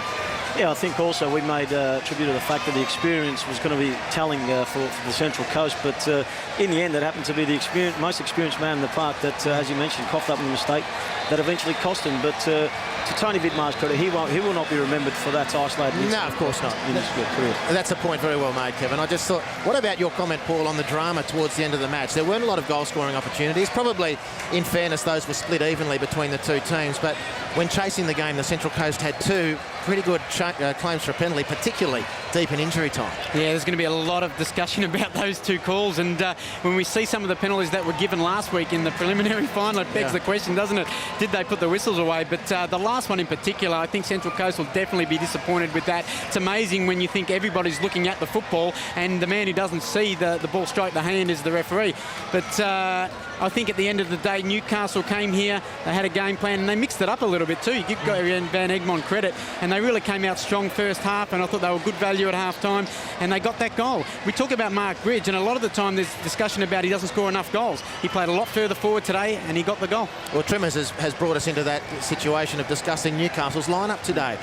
Kevin, and you made the point as we were walking around and getting cheered by some of the fans ourselves, that Van Egmond's not scared to change things around. Championship day, grand final day, he changes to three at the back. He moves Matt Thompson to left wing effectively, drops Joel Griffiths into the midfield. He's really a flexible coach, and he's earned his stripes again today. Yeah, I think if we analyse the last two games they've had, he's made one or two changes, obviously bringing Song in for his first game a couple of weeks ago. But today he's made 3 or 4 changes, and obviously having the result, winning the game, is obviously a genius. But for me, going to a back three today just nullified everything Central Coast threw at him. Every long ball that they played, the 3 at the back, Griffiths, North and Durante were outstanding, and it gave them a platform to go on and build play. All right, well, the grand final is the business end of the season. We better get to the business end of the day, and that's the awarding of the championship trophy. Here's Fox Sports' Luke Elvey. Honoured guests, ladies and gentlemen, well, what a fitting way to cap off what has been a phenomenal Hyundai A-League season.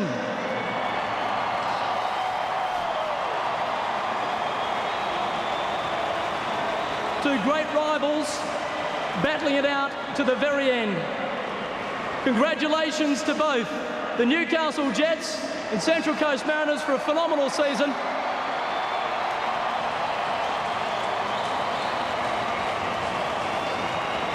Both of you have shown that you don't have to be from a big city to win the Hyundai A-League. You just have to have a big heart. Congratulations.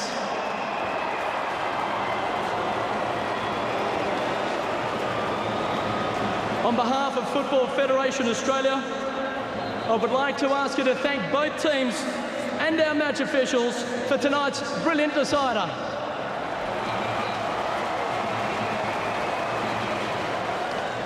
And of course, to you, the fans, your wonderful ongoing support of football in this country has been mind-blowing. Thank you again.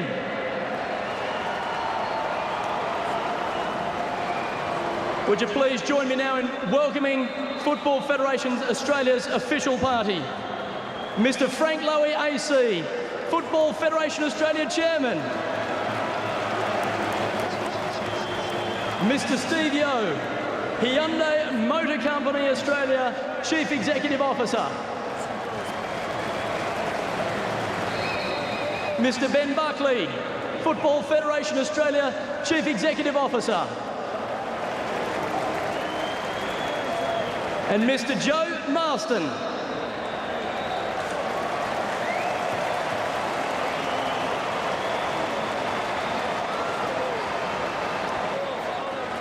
Well, after an unprecedented 21 rounds of the regular season and 4 weeks of intense finals, we have our champions for 2008, Newcastle Jets.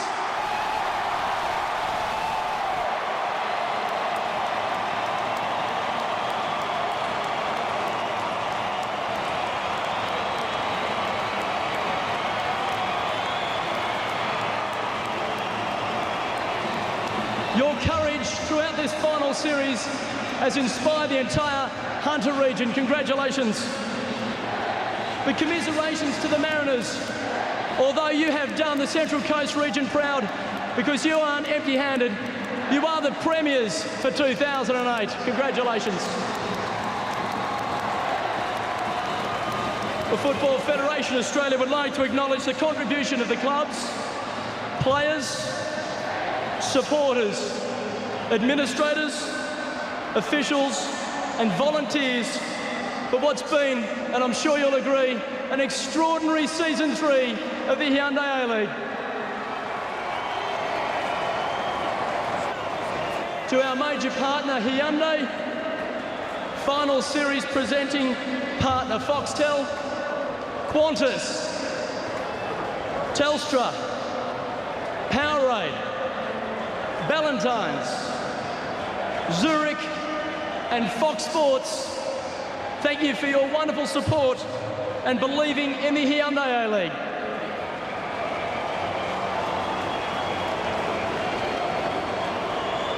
Well, I'd now like to call upon Mr. Ben Buckley to present the medals to today's match officials.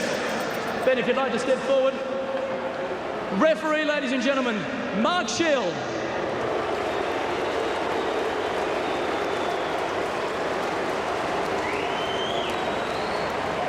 Assistant referees, Nathan Gibson and Ben Wilson.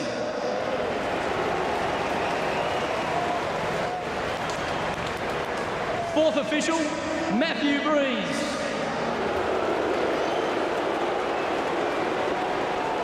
And match inspector, Doug Rennie.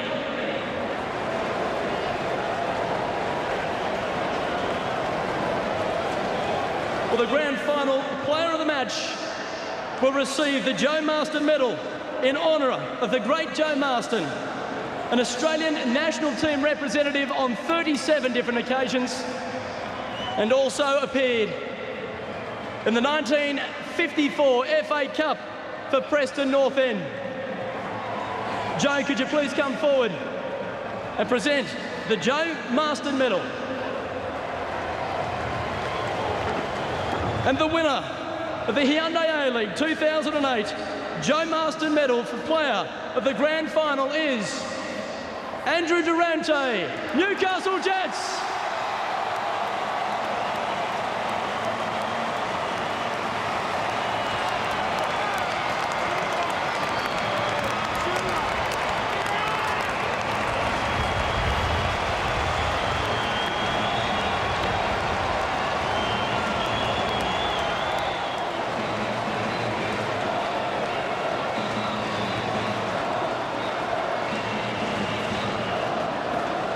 Andrew, congratulations. A magnificent performance. Your strong defence typified Newcastle's run the entire way through this final series. I don't know what to say. Never in my wildest dreams did I ever expect to receive this award. This is just massive for me. I've been chasing a A-League or a National League medal for 6-7 years now. And to get it I can't explain it. It's beyond words, and I'm just so happy. I'd like to thank the Central Coast, the Newcastle people. You are unbelievable, and we are going to party big time for the next 2 weeks. Thank you. Congratulations, Andrew. You certainly deserve it. Well, I'd like now to call back Ben Buckley to present the medallions to the runners-up, the Central Coast Mariners.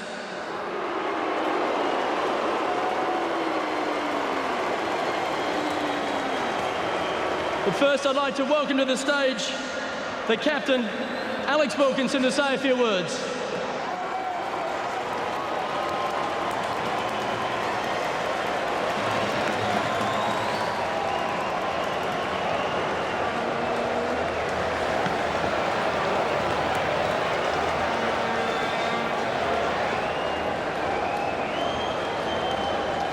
Alex, commiserations, a brilliant season, but not the end that you had designed. No, firstly, congratulations to Newcastle. We've developed a great rivalry over the years, and after that win, I'm sure it's going to continue into the next few seasons. So congratulations. Just to everyone at the Mariners, from the coaching staff to the administration, the medical staff, the doc, the gear steward, everyone, you guys have done a great job this season, and we really appreciate it. To the fans, you guys have just been fantastic. As players, we couldn't have asked for any more this year, and let's hope it continues into next year. It's been great. And lastly, just to all the boys, you know, despite tonight's result, it's been a fantastic year, and you know, heads up, and let's get back together next year and try again. And just to Tony Vidmar, congratulations, mate. You've been a great ambassador for Australian football and the Mariners. So sorry we couldn't send you out on a better note, mate, but you've been a great bloke, and congratulations. Cheers. Thank you.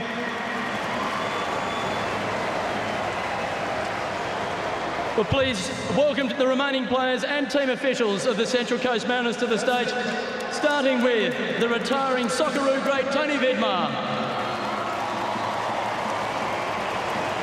His career at the top level spans over 19 years, and Tony is Australia's third most capped Socceroo with 76 appearances and has an impressive club career, to say the least. Ladies and gentlemen, Tony Vidmar.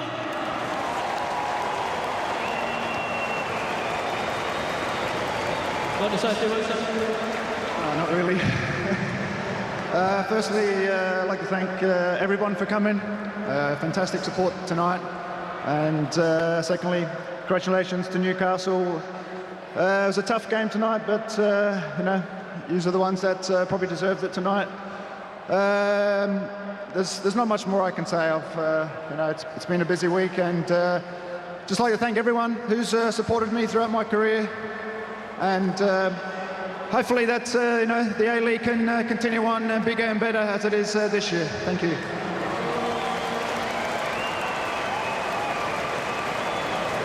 Well, ladies and gentlemen, can you keep the applause going as I call up the entire Central Coast Mariners? Matthew Trott. Matthew Simon. Paul O'Grady. Ian McAndrew. Brad Porter. Andre Gumprecht. John Hutchinson. Dean Heffernan. Nick Merger. Tom Pondlediak. Damien Brown. Greg Owens. Andrew Clark. Nigel Bogard. Matthew Osmond.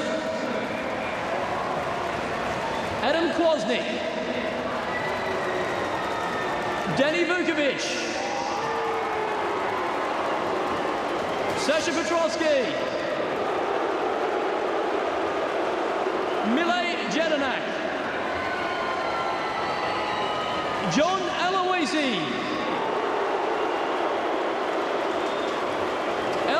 Shackley,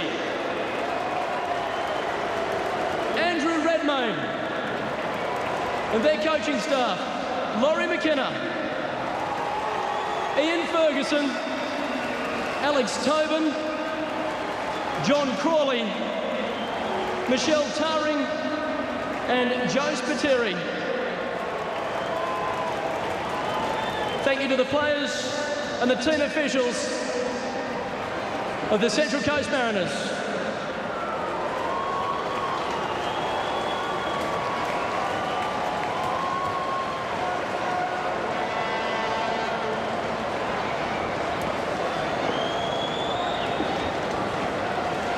Well, Mr. Frank Lowy, the Chairman of Football Federation Australia, will now present the Hyundai A-League 2008 champions with their championship medals.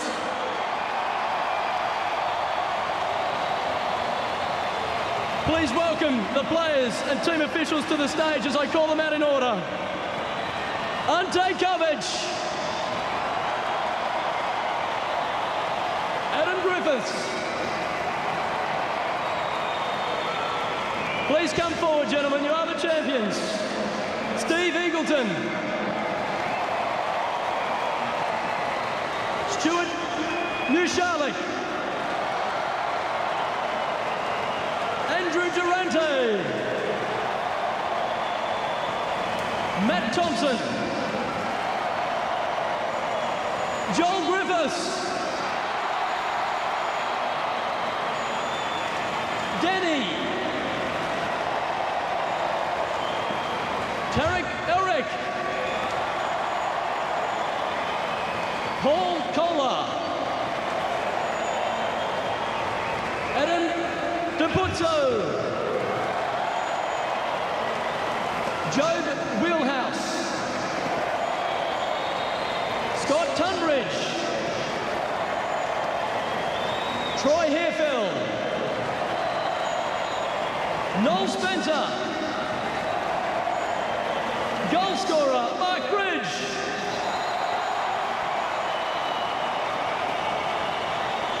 Ben Kennedy. Jason Hoffman. James Holland. Stephen Lambert. Jin Hyung Song.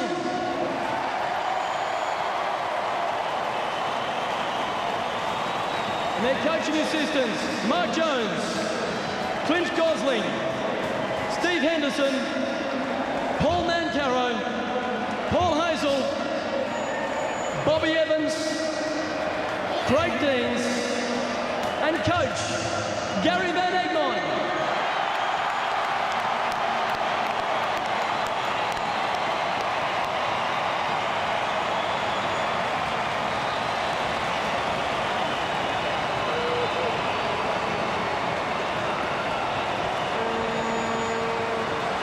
Ladies and gentlemen, please welcome the captain of the Newcastle Jets to the stage, Jade North.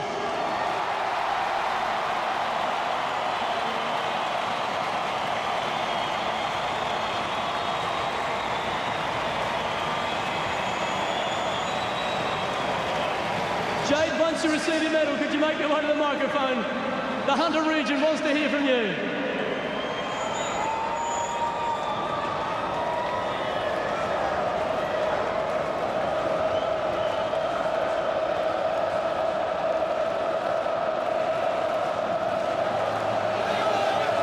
Ladies and gentlemen, I present to you your winning captain, Jade North.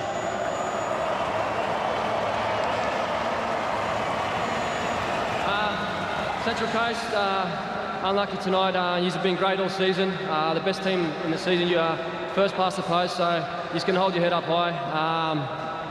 You've been our main rivals, and I think there's many more to come, so good on you guys. To the fans, you've been brilliant all year, and look what you've brought here. You know, we've grown as a team. No one gave us any, said they were going to come 7th or 8th this year, and here I am standing with the winner's medal, and what can I say? To the boys have been fantastic all season, and what can I say? It's an unbelievable experience, thanks. And also I'd just like to say to Juicy Beans Cafe, we love you. Before we present the trophy, before we do that, I'd like to call forward the chairman of the Newcastle Jets, Mr. Con Constantine, to say a few words.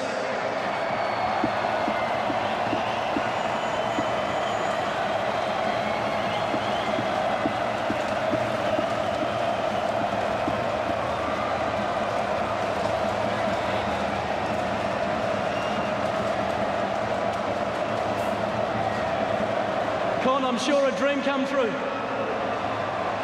Newcastle! Let's go! We got it! We won it! It's ours! Thank you!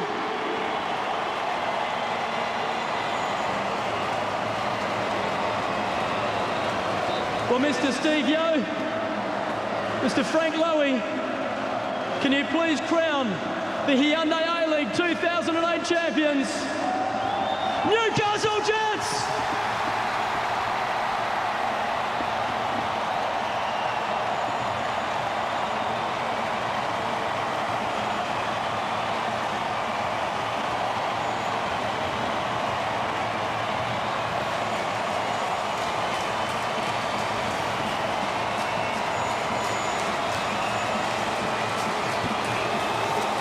Well, what a momentous day for football in the Hunter region, the capital of which is the wonderful city of Newcastle, formerly the Steel City.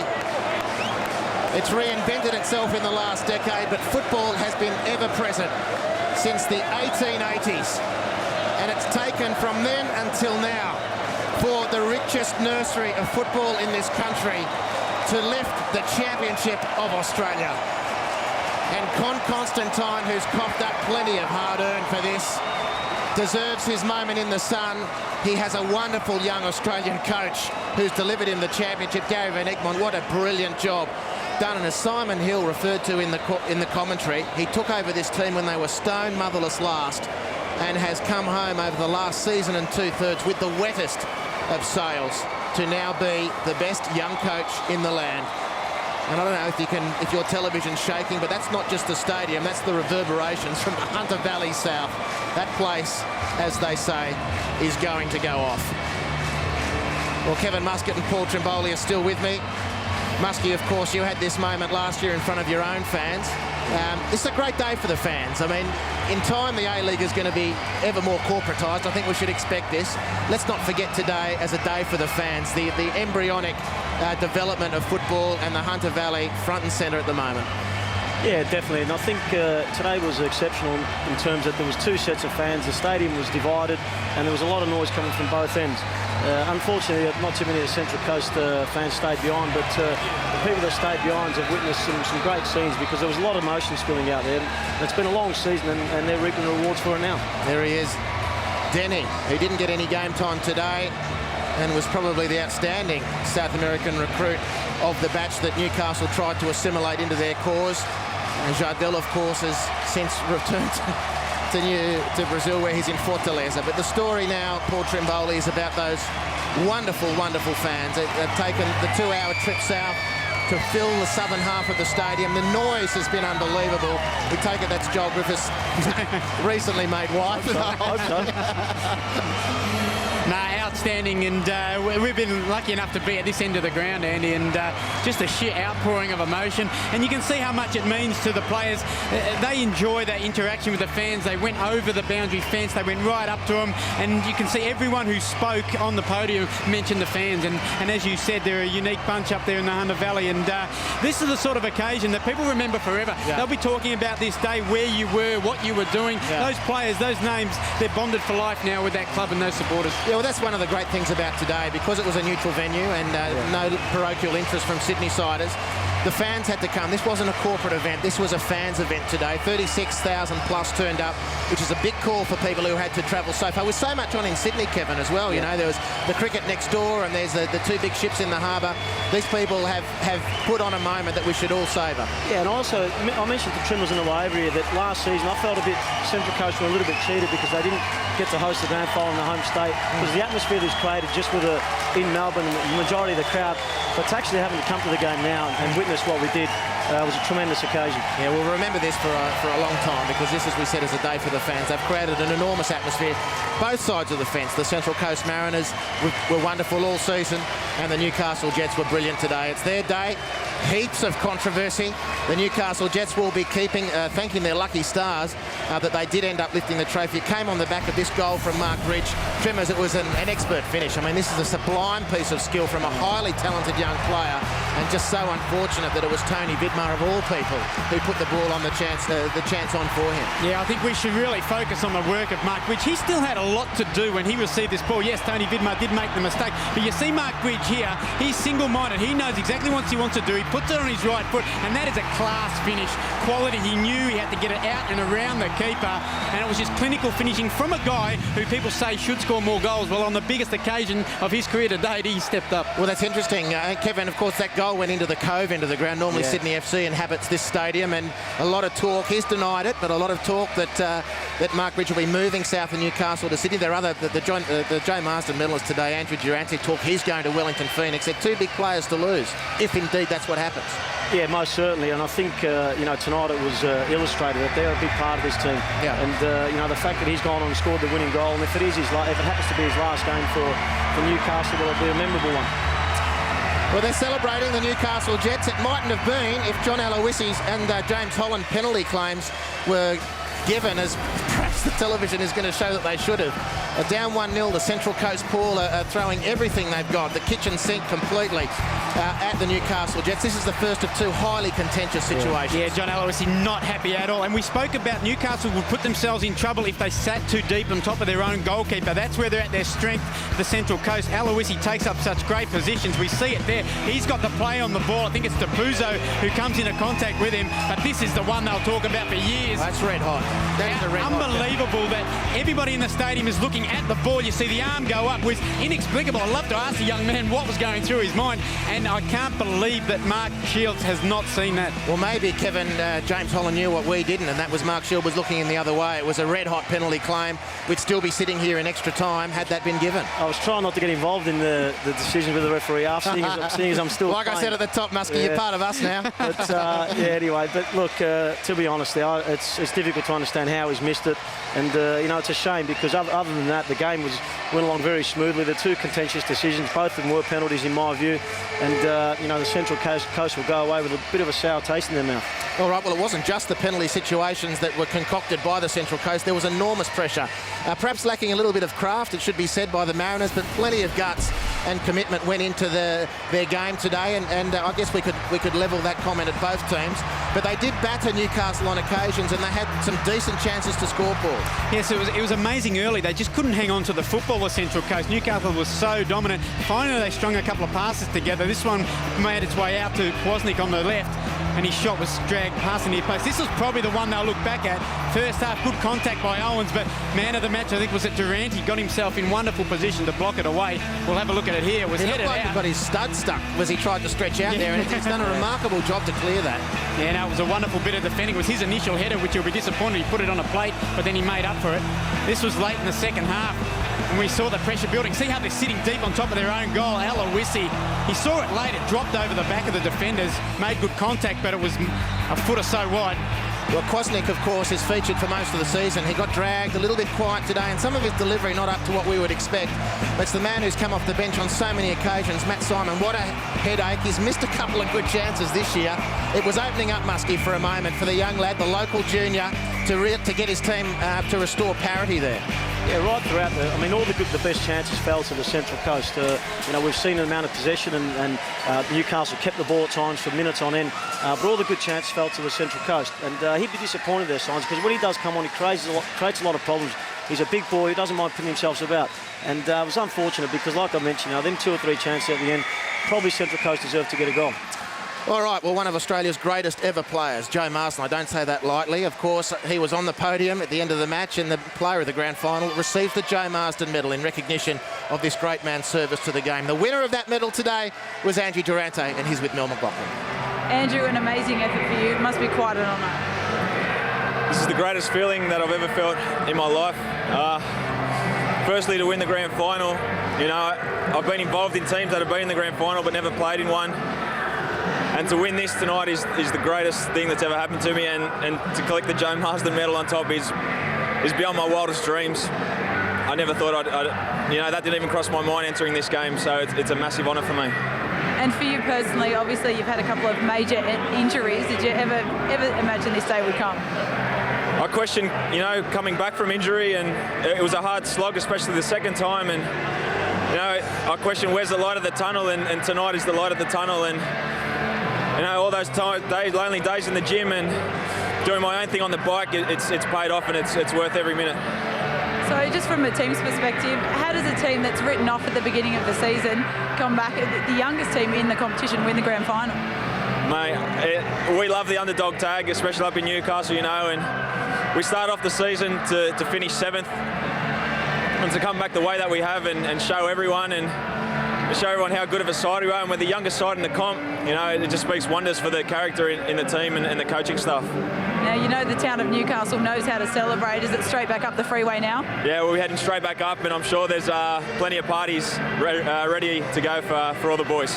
All right, go and enjoy. Congratulations. Thank you very much. Thanks, guys. Thank you. Andrew Duranta there, and for the Newcastle Jets fans, he's still talking in the wee, so maybe you haven't lost him to the Wellington Phoenix for next year. Here's the stats as they rolled out for the game. It does tell a story. 1-0, Mark Bridge, 64 minutes, the goal that won it against the Central Coast Mariners. The Mariners had most of the possession, which might surprise a lot of people as they prepared for this game and the expectations that went with it. 58% in the opposition half for Newcastle, 6 corners to 1 for the Jets. But that one corner that the Mariners got really should have been a penalty in the end. Let's make no mistake about that. 4 offsides for the Jets, just 1 for the Mariners, and despite everything, only 36 fouls in the game, and perhaps given all the billing of the hype and the tension, we might have expected a little more. Plenty more coming up on Fox Sports. We've just been gripped by the grand final, but there's still heaps coming up. It's AFC Champions League, and that involves Adelaide United and Melbourne Victory. That begins on Wednesday, March the 12th, 7 p.m. Eastern on Fox Sports 1. And the Socceroos are back in action, not far down the track now, March 26. It's a 4:30 p.m. Our live coverage starts on Fox Sports 3, Australia versus China, their second World Cup qualifier. Righto, Foxtel are running a new promotion, a star of the future. They're looking for their next Mark Bridge. Train hard, play harder. Fox 8 scouting the country for our next big A-League legend. Could it be you? Check out fox8.tv for entry details. Football Superstar kicking off soon on Fox 8. A good promotion, that one. Make sure you get into it. Right, in the pre-game show, we started with our top 10 goals of the season. We got through from 10 through to 5, I should say. Now the countdown continues. Number 5 through to number 1.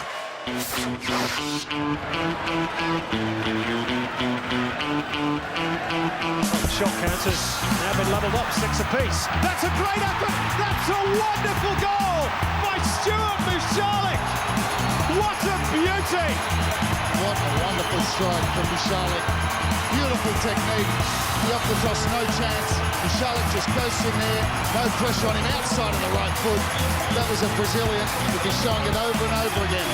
Bang, pick that one out.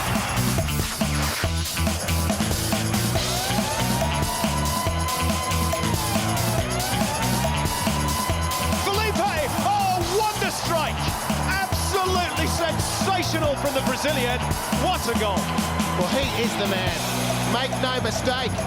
Felipe has come close in the previous matches, and he's absolutely nailed this one. Picking the ball up deep, attacking the defence, and siding the shot, swerving away from Bolton. He was hapless. Well, that was a goal of pure quality, nothing less.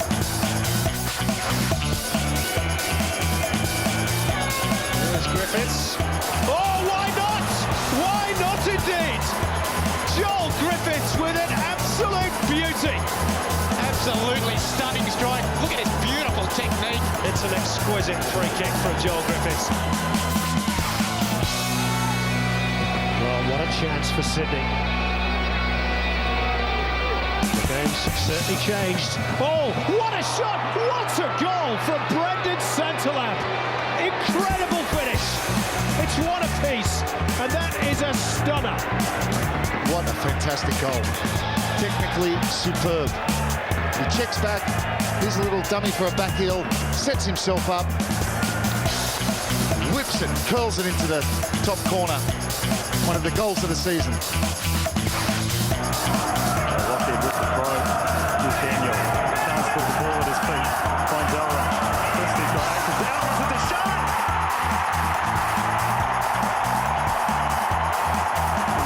Well, the Phoenix are looking for something special from their marquee player. And he's delivered. Shot on the turn from Elridge. What an absolute scorcher from Ahmed Elridge. Fantastic strike, a great start for Ahmed Elridge. Ahmed Elridge with the goal of the season, and what a way to go out. Brilliant stuff from Ahmed. Some great action this year, Paul. Absolutely brilliant. It's so exciting to relive it in that way, and anyone who questions the quality of the Hyundai A-League only has to look at those highlights package, because every week someone comes up with something special. Well, there's no doubt we've still got some way to go with the Hyundai A-League, but the portents are all good. Muskie, I thought we might see you on that highlights reel. Yeah, not too much. There's a lot of goal scoring incidents there, mate. So I wasn't on the receiving end of quite a lot, but not too many forward runs from me. And it's not often that a penalty gets the top goal of the season anyway. Unfortunately, us. All right, guys, we've got to go. Thanks very much for your company today. It was a pleasure to watch it with you. The best team won, on balance, in your opinion? I think so. I mean, we'd look back and, you know, they still had the best chances, number of chances, but they bossed the game for long periods today, and Central Coast got on top of them when they were 1-0 down. So, for me, they probably deserve to win. Tremors, your final word before we say goodbye?